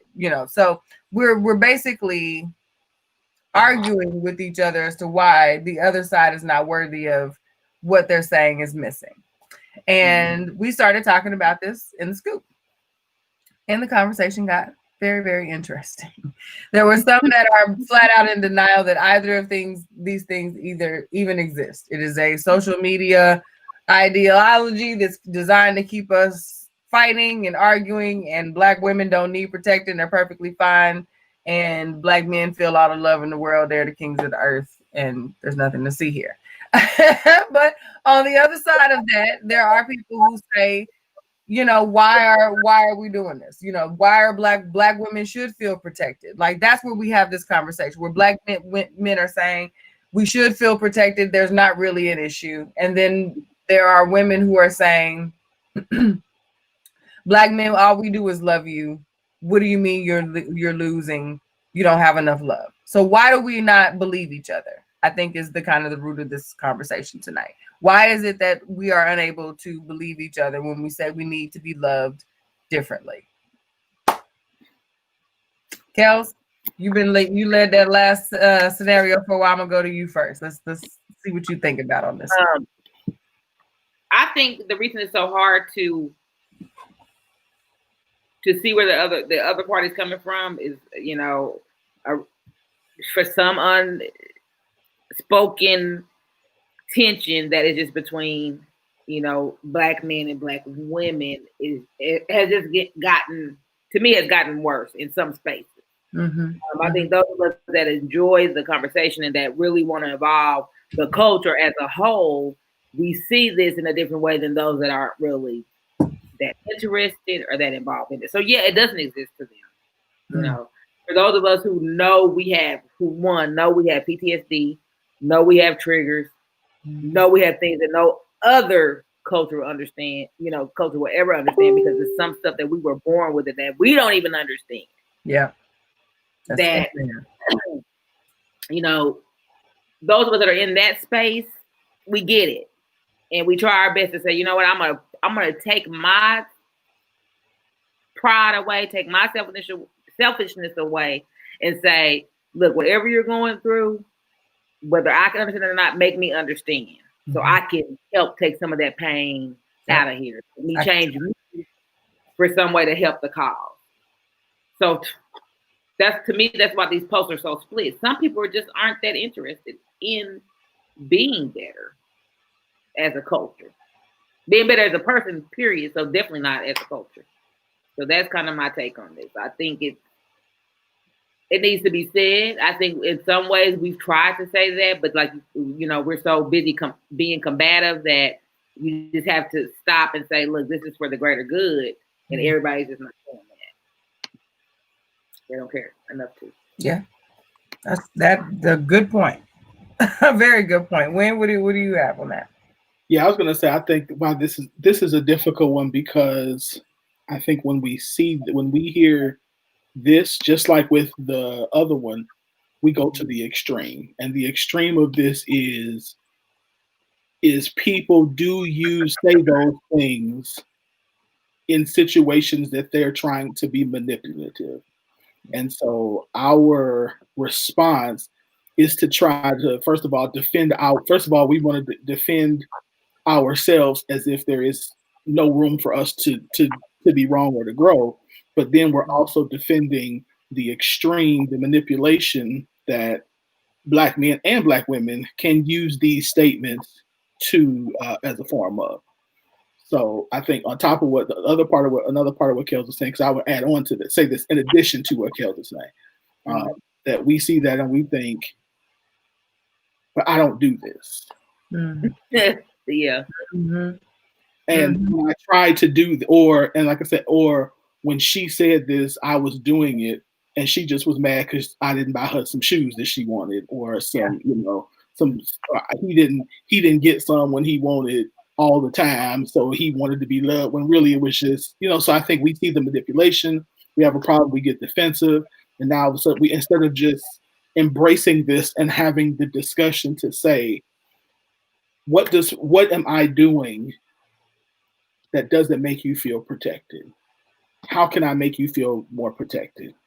And then talking through that, because very well it could be that you're not, or very well it could be that there is just a misunderstanding of what protection looks like is, or maybe you are loving well, but you're loving yourself well, like you're loving in the way that you receive well, and in the way the other. So I mean, like there's a whole lot of nuances to this that we just get defensive and say, eh. Or again, we say the other person, we think about when the other person tried to manipulate us into getting what they wanted. So we never just stop to say, I could do this better. But I have a question for you real quick. But are people really using these arguments as manipulation? You think so? The protection and the don't feel love? Yeah. I've seen people say, I don't feel loved, I don't feel protected, as a way to say I'm not getting what I want in the volume of what I want, and so that way I do, and because of that I don't feel loved or protected. I think I think there's definitely some truth to that. There are people who have used it to manipulate, and I think it's because men and women alike, we like to accuse generally and be accountable for a small amount of details. You know what I mean? Like when it comes to what we need to be accountable for, it's very, very, then we got to get real, real granular. You know what I mean? Like, no, but I did not do that thing on that. It wasn't that way. I didn't do it like that. Nope. But I ain't do all that. Like that wasn't even that thing. See, and then we want to start to break down all the different, twists and turns that we took to possibly get us out of being accountable. But when we get to pointing the fingers at how something else should do us better, then that gets broad. You know what I mean? I need love too. Okay, well, what does that look like? You know what I mean? Well, I need protection too. Okay, well, what does that mean? When were you not protected? Can you give us some examples of how? You know what I mean? Or when we're asking, even for those of us who feel like, who align with, wanting to do better for the culture on a grand scale. It doesn't even have to be you taking personal accountability for the not protecting or the not loving. All right, sis, I think I'm doing a really good job at loving the black men. But if I could tell, or bro, if I could tell other sisters how to be able to be better for their men, what could I tell them? You know what I mean? It's just sometimes it's just a matter of making it from an I to a we. It's not always about you. You know what I mean? Sometimes we're having a conversation, conversations that are meant to be for the we turn out to be for the me real fast. And it's like it speaks to our triggers, you know, it really speaks to our triggers. Like, come on now. Yep. Yeah. We wasn't even talking about all that. Yeah, and that's true. And I think to your point, that's where that qualifying question or that response question. So what I hear you saying is that I'm not protecting you. No, I'm not saying that. I'm saying we're not. Oh, okay. So you're saying we're not as a collective. Okay. So let's talk about how can we do that better? Because now I'm defensive. Like if it's a we thing, then it's not a me thing. Yeah. It does break down some of the defenses. But again, I think when it's said to you, now I'm speaking as in this season, I think for me, as a black man, as a pastor, I am constantly telling myself, you're not being attacked. You're not being attacked. You're not being attacked. Relax. So to make that mental jump is something that you have to tell yourself on a regular basis, because it does sound like at a flood of this, and rightfully so in some instances. I'm not suggesting, in some instances, as a Christian pastor and as a black man, we deserve all of the smoke we getting. So no, but most of the smoke that we getting. So I'm not saying that, but I think that we have to tell ourselves, like you said, how do we turn this into a we? How do I, again, going back to something I say often, how can I sit as the person who stops the crazy cycle and says, I'm going to be the one to start making the repair? Mm-hmm. How can I repair this instead of continuing to add to the trauma? Because I want to help you heal. I want to help us heal. Mm-hmm. But how do we heal in this moment? How do I help you as a black woman feel more protected now? Because I can't control what everybody does. But how can we in this moment right now help you, protect you? Yeah. I think it stems back to why we still have this. I mean, why we have to be told this is because there's still some underlying issue between black men and women that we haven't completely. I don't know. We haven't uncovered it, but why? I'm saying, where did it fall off? And how, if we don't know where it fell off, how are we gonna ever get back to where it needs to be? Easily. We just got to start. I mean, I understand. I agree with you that it would be beneficial to know why. I don't think that we have the time to trace all the way back to continue to trace all the way back to slavery. Yeah. I think if we really were to find out, the distrust comes, I believe, my personal opinion, from the way our family structure was done in slavery time. It's very difficult to not be, as a black woman, to be resentful of men who watch you get raped. Understanding that he would die if he tried to stop it, but still there's a level of resentment. You know what I mean? So I think it's all in that psychosis and in that psychology that's passed down. I think that we have to say, we get that this is the trauma of our people. We just can't keep perpetuating it. So I don't know. I think we just don't know each other. So I don't know. I think, like, just what you just did, like, to me, I guess that was somewhat of a piece of information that I can process. Okay, I might feel this way or something. A lot of people might feel this way because I know it's traced back to slavery, but tell me why, so I can know. So I can what am I trying to say? So I can recognize when I'm feeling these feelings that might not be warranted in that space. Mm-hmm. Like we keep saying, moving forward, but we're not teaching people how to move forward. I think I said that, before. If a person is wanting to change, we still have to give them the tools to try to change. If all I know is resentment, hey, some people don't even know what resentment means. You know what I mean? So we have to get to a very basic type of space, because the ones that are talking about the issues, like us in the scoop, a lot of us, we're the ones that are already involved in. How do we get this to Pookie now? How do we break this enough for them to understand? Pookie not gonna understand you feel resentment from like. I guess I'm not saying we have to keep trying to find the root. Like for somebody who has the root, what do we do to come together to get that root disseminated?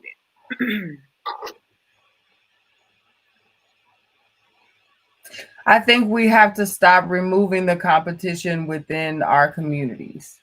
So much of our since we do know what it means, so much of where this rooted and this resentment comes from is because we were used against each other.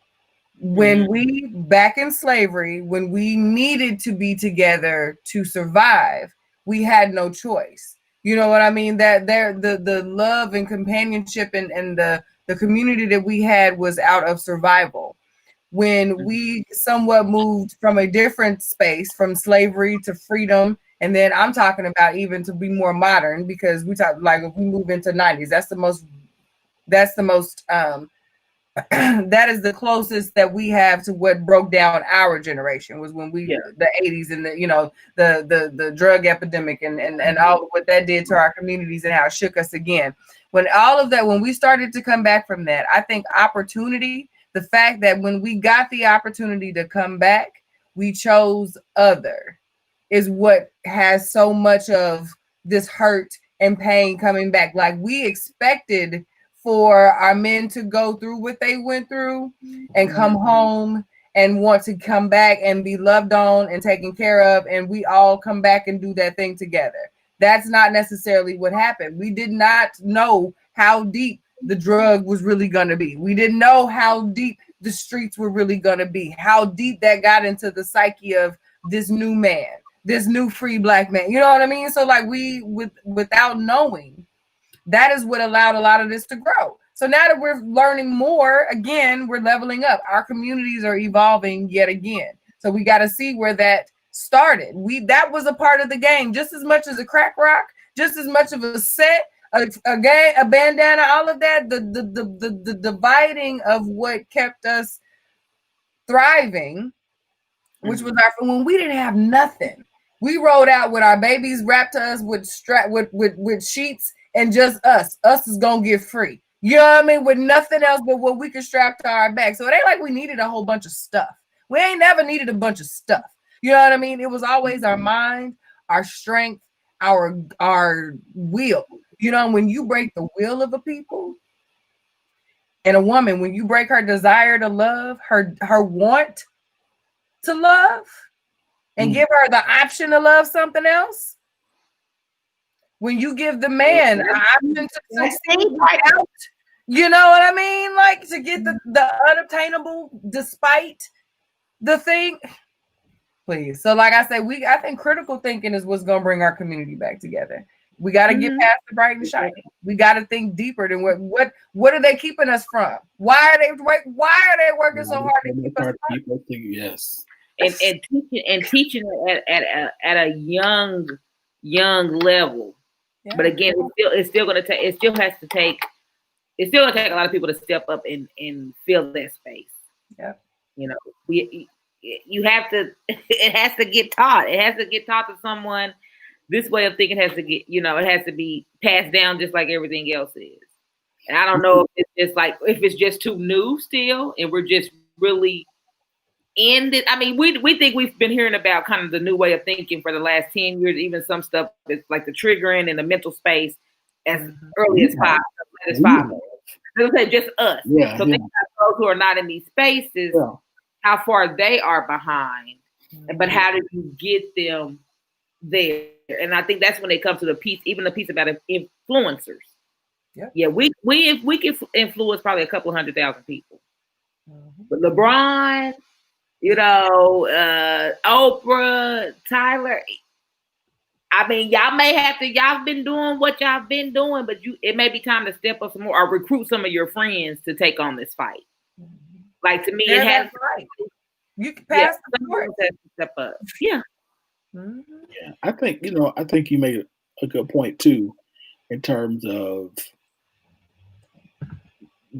that's a good question. Like, what can we do? Like, how can we affect the hundreds of thousands, as you say, people we can? Because a lot of times I find, especially as a man, a frustrating thing to me as a man is realizing that talking to other men is one of the most difficult things to do. Yeah. Because It's the same for women. It doesn't Yeah. change for women. Yeah. But as a man, I can talk to women more than I can talk to women. Women will listen to me more than men will, and I don't know if that's the same. If you all men will listen to you, okay? Like women listen to me, like, but men will be like, whatever, you know. So I think maybe what we do is we talk to the people who will listen to the pookies who will listen to us, and do, I don't know. I just think my biggest frustration is trying to talk to people, and I get frustrated because sometimes it takes so darn long to get there. And I'll be like, bruh, and I know it's that's normal, because we might have been having this conversation for 10 years, but how long did we think the other way? How many years did it take for us to get to the point where we were? So. Right. Yeah, you're right. We got to keep talking. We got to keep teaching. We got to keep, doing the things that we're doing, even through whether it's be entrepreneurship, whether it's the show, whether it's whatever. But we have to. Those of us who think like this and who are at this point have to do it together. You have to pay it forward. We have to do it together. And I thought, Q, this is where I thought you was going, but as you might have, we went down a rabbit hole real quick. But saying that back then we had that level of, strength to get away, but we had that level of togetherness too. Yeah, we didn't need nothing, but we still needed each other. Yes. So recognize that. Like, my thing is, I think I can help get that mindset changed by, having a line that has a message of, if we dress better, we may act better, because our ancestors did it. They marched in slacks and hard bottoms and heels and hats. That, as much as that good thing has become our curse now. Now we want to spend a lot of money on a pair of tennis shoes when that's not what our ancestors meant. They dressed nice. Look, y'all not gonna keep calling us monkeys. Let me step out. And I mean, we have to get that message. Yeah, you can still have nice things because we know people like it. So let's take that as part of what we do and say, everything I do, whether it's whatever activity I do, I need to have that same message in it. Yep. And that might be a piece that we're all kind of missing. Okay, yeah, you do. You put up roofs. You need to have some kind of message, some kind of community service, some kind of activity that's the same message as your partner or whatever. So we may have to be the trailblazers in that. We were having a conversation today in the training that I was in today that talked about, and we were talking about this from a church perspective, how vocation, basically how your vocation is calling is what we were talking about. But even in that part of the conversation was talking about how one of the ways to do that is in the business context, having verbiage and language that make that reality. So we're talking about like being a family, like Kels, what you're saying, we're a family business. We are community based, even though we are a business that cares for our community. Even though we are in business, we still are here to serve. Yep. We are still here to, so I think what you're saying is spot on. There has to be something in that. And we have to get people to realize, I think, that whatever you do, this whole idea that what I do does not affect the whole, I think has to go. Like, we have to get to a space where we understand that we as a whole do this. Like, anytime a Black person get on TV and do something stupid, we all go, now you're making us look bad. No, nobody does that but us. When my white counterparts, they're like, oh, he's just a stupid white person. They don't think that it's affected all of white America. Whereas person, when a Black person, like, so I think, but I think that's a good thing that we do. That if we teach everybody, like, whatever you do, when you harm one sister, you harming everybody. When you don't take care of your house, you are not taking care of the whole community. When Right. you don't do your best in school, you are affecting the entire community. And I think we got to get that meant when you don't take care of your children, you are affecting the entire community. And so I think we got to kind of start somehow figuring out a way to reweave that back into the fabric of who we are, which goes back to what you said. Like, we might not need a whole lot of stuff. Mm-hmm. We sure as hell need each other. Mm-hmm. That last, I'm marinating on what you just said, because I was just thinking we have so much work to do as far as even just coming along to the understanding of what harm means and community, and what the levels. I'm thinking about it at work. We rate issues that happen at work with our systems based on risk and priority. How big is this, and how much risk are we at if we continue working at this level? Like, if this thing continues to be broken, what is our risk, and how big a priority is this? And I think that's something that we as a community really have to start doing again, because there's so much that we have made priority that really isn't. And we're risking so much by having improper priority and risk based on what our community needs. You know what I mean? And it's like, there's room for some of what everyone has. Like, that's why I think there's certain people who have soft spots for what they call the underdogs or whatever. But like, I think there's a room, so to speak. Right. I'm one of those people too. I think that's why I get so riled up about certain topics and certain people, that the general public are like, no, we don't do that. We don't want those types of people in our. Well, those types of people speak to those types of people. You know what I mean? And like, those types of people are thinking about you. So like, to really move along certain things, you still have to be able to use, and I don't mean use in that manipulative sense, but use it as an employ. You know what I mean? You got to be able to employ and deploy all of your resources to achieve your goal. And I think right now we're at a place where we are too busy reprioritizing people based on our very, very, very, very warped sense of value. You know what I mean? And it's really, we're missing the mark, and we're risking it all based on something that's already broken. Like, we got to come back to the middle of where we're really going. We have no effing idea where we're going. You know what I mean? It's just out of here. All we know is just out of here. I won't be here no more. It's like, but when we get outside the door, when we break all these walls down, what's left? Where are we going? Anybody Google it? We got a MapQuest. Anybody print on the MapQuest? Like, do we know? Another thing I want to mention, just to encourage us, even if it just encourages the ones that's live now, if it just encourages us three. Pay It Forward started in 2000. Yes. Pay It Forward was nothing we never heard before. They started a whole campaign on doing what's right. That was in 2007. That's 13 years ago.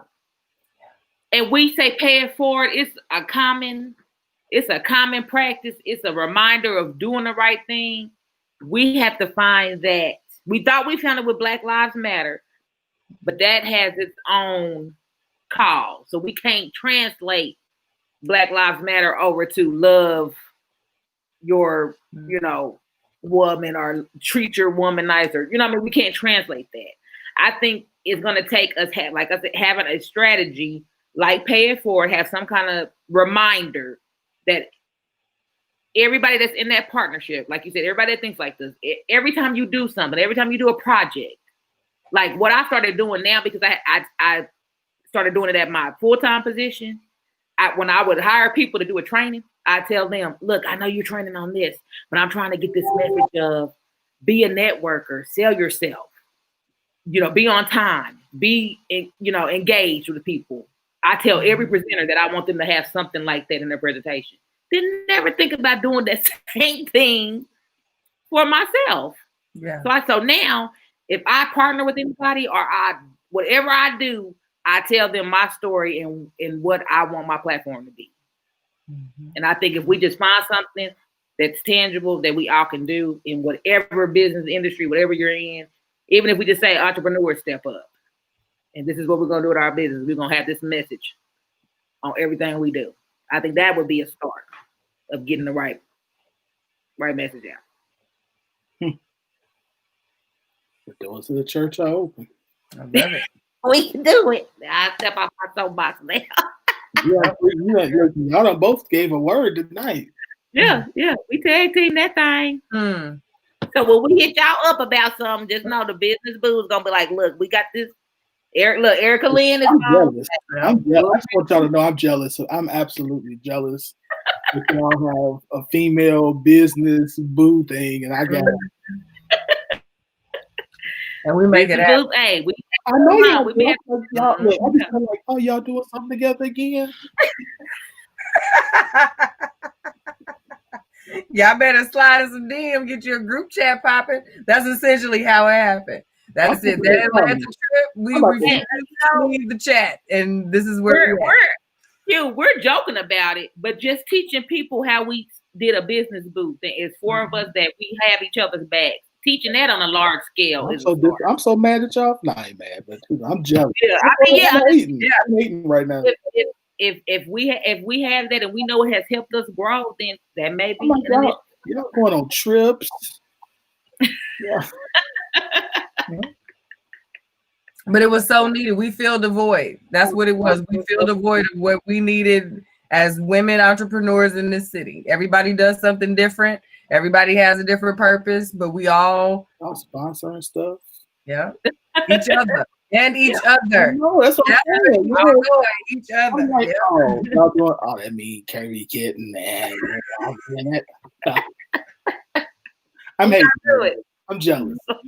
That's all right. I'm gonna give me a business bros here in a minute. Do it.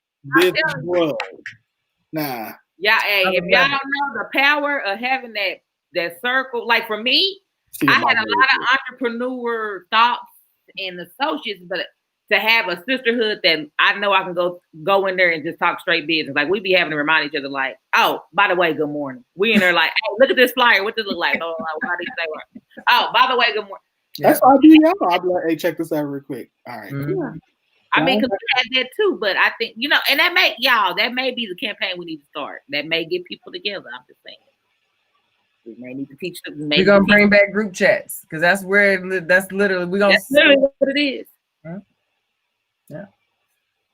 We can do it. We're going to talk. Look, in the morning, we'll all be at 4 o'clock in the morning. We'll be out there thinking.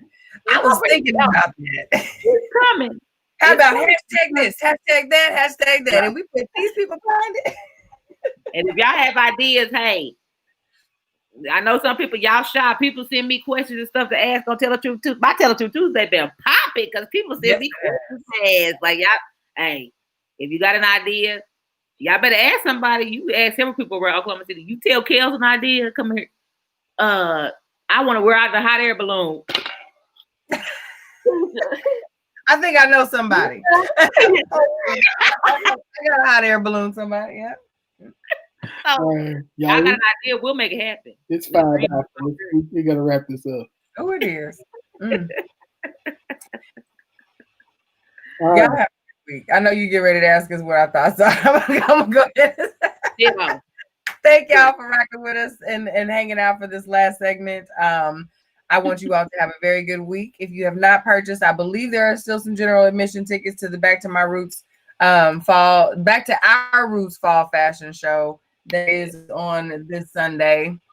We're ripping the ice. Oh shit. The ice runway. The ice runway. Yet again. So go to btmrclothing.com to get your tickets to the show. Also, Elegance by Design will be in the bag. So if you were lucky to swing a VIP ticket, go ahead and slide in the bag. And a little birdie told me there might be a promo code. There might be a promo code to swoop you some sexy shade coming for the show. So, hey. Y'all have a good week. Kill. Oh yeah. Same thing, definitely get to the fashion show. Thank you for the Kirby, I would say, look, I'm all tongue tied. Look out for Bear By. Y'all know that's the hottest new project out there. I'm having a good time doing it. Definitely, we have new fall fashion about to drop with the show. So Kirby Kitten is ready. Kirby Kitten and Cool Cat. Cool Cat stepping on the scene, y'all. Yes, it is, honey. With the release. With the release. I need some more stuff. Yeah, so y'all follow us. Follow Bear By. Everything is under Kirby Kitten, Bear By, or in Kirby Kitten Clothing. So on all social media. Follow us, hit us up, hit the website up. All right. Have a good week. All right, speaking of back to my roots, I said we still need some volunteers for this walk. So we need like 10 more volunteers. So if you're in Oklahoma City and would like to volunteer to work it's a 5K walk. So we need some volunteers to for water stations, for the vendors, and for clean up. So again, info at btmrclothing.com for more information, or you can hit me up and I will put you on our list, which will then allow I can get you the information that you need. What else we got? As Kel said earlier, make sure you follow us on YouTube at The Scoop Show. Treya was trying to tell me to tell you all check out the YouTube channel because he put a comment on one of the shows. Okay. Comment, like, subscribe, and comment. Will do. So if y'all saw about his commercial earlier this week, he did that all on his own. He grabbed my phone. Okay. The commercial for the Scoop Dad. Yes, Trey. Come on, baby. Yeah, Trey the bug. Yes. So it's the Scoop Show on YouTube. Little Black Book of Business. If you are not a customer, go to Little Black Book of Business and join the group. Again, and that way you can shop with Black-owned businesses who are interested in giving you excellent customer service and quality products. So do that. If you are a business owner and you're not in the Little Black Book of Business, then you need to do that today. And go to patreon.com, LBBOB, to get more information.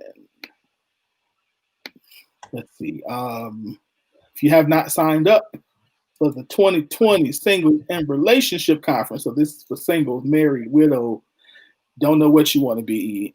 Everybody show up. This is going to be a good conference at the end of October. It's free conference, concert, some great classes. Myself, Bishop Martin, who was on a couple of weeks ago, dropping some good stuff. So y'all definitely want to be in the house, Oklahoma City, for that.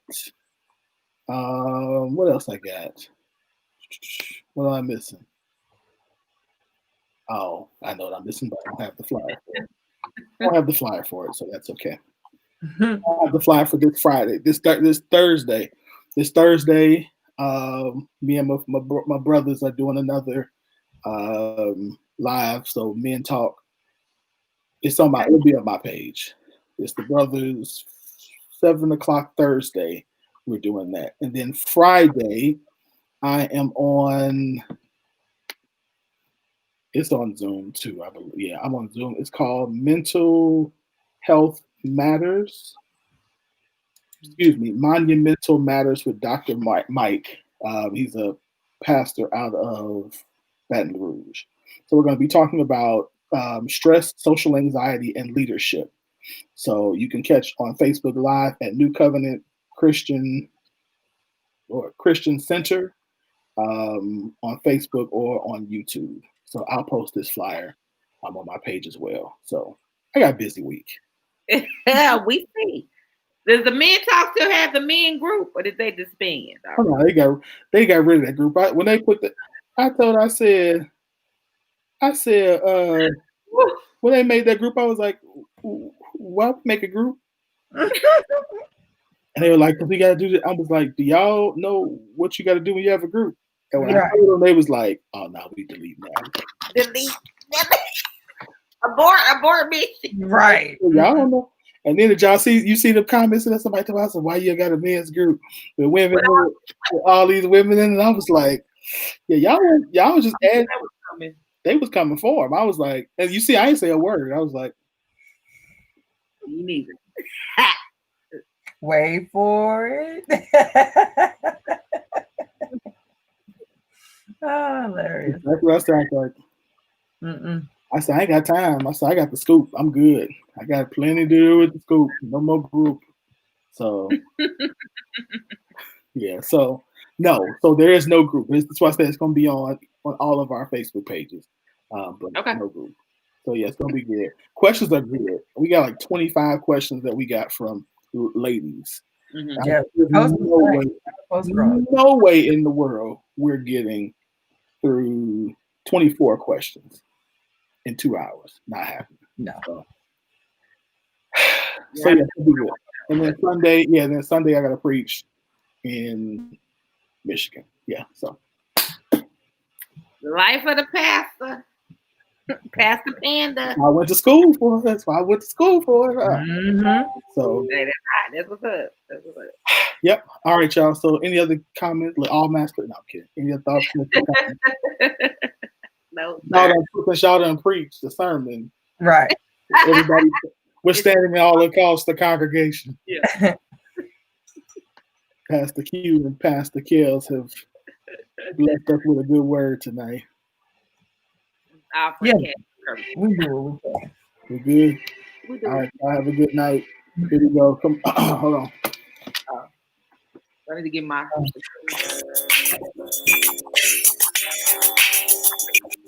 I never have a mic lately. What is going on? Where your mic at? I don't know.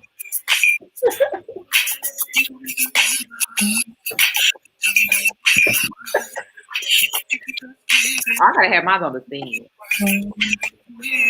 Yeah, I don't have the accessories. I'm background tonight. I gotta have mine. That's not in the camera. Say this, Kel. Say this, Kel.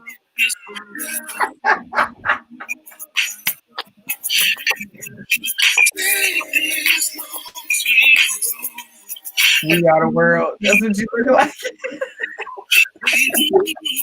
You got to shake the lip.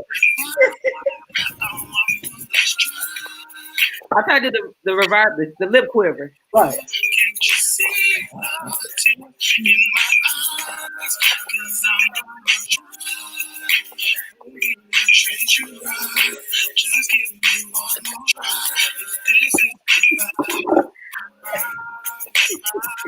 Good night, y'all. Good night, y'all.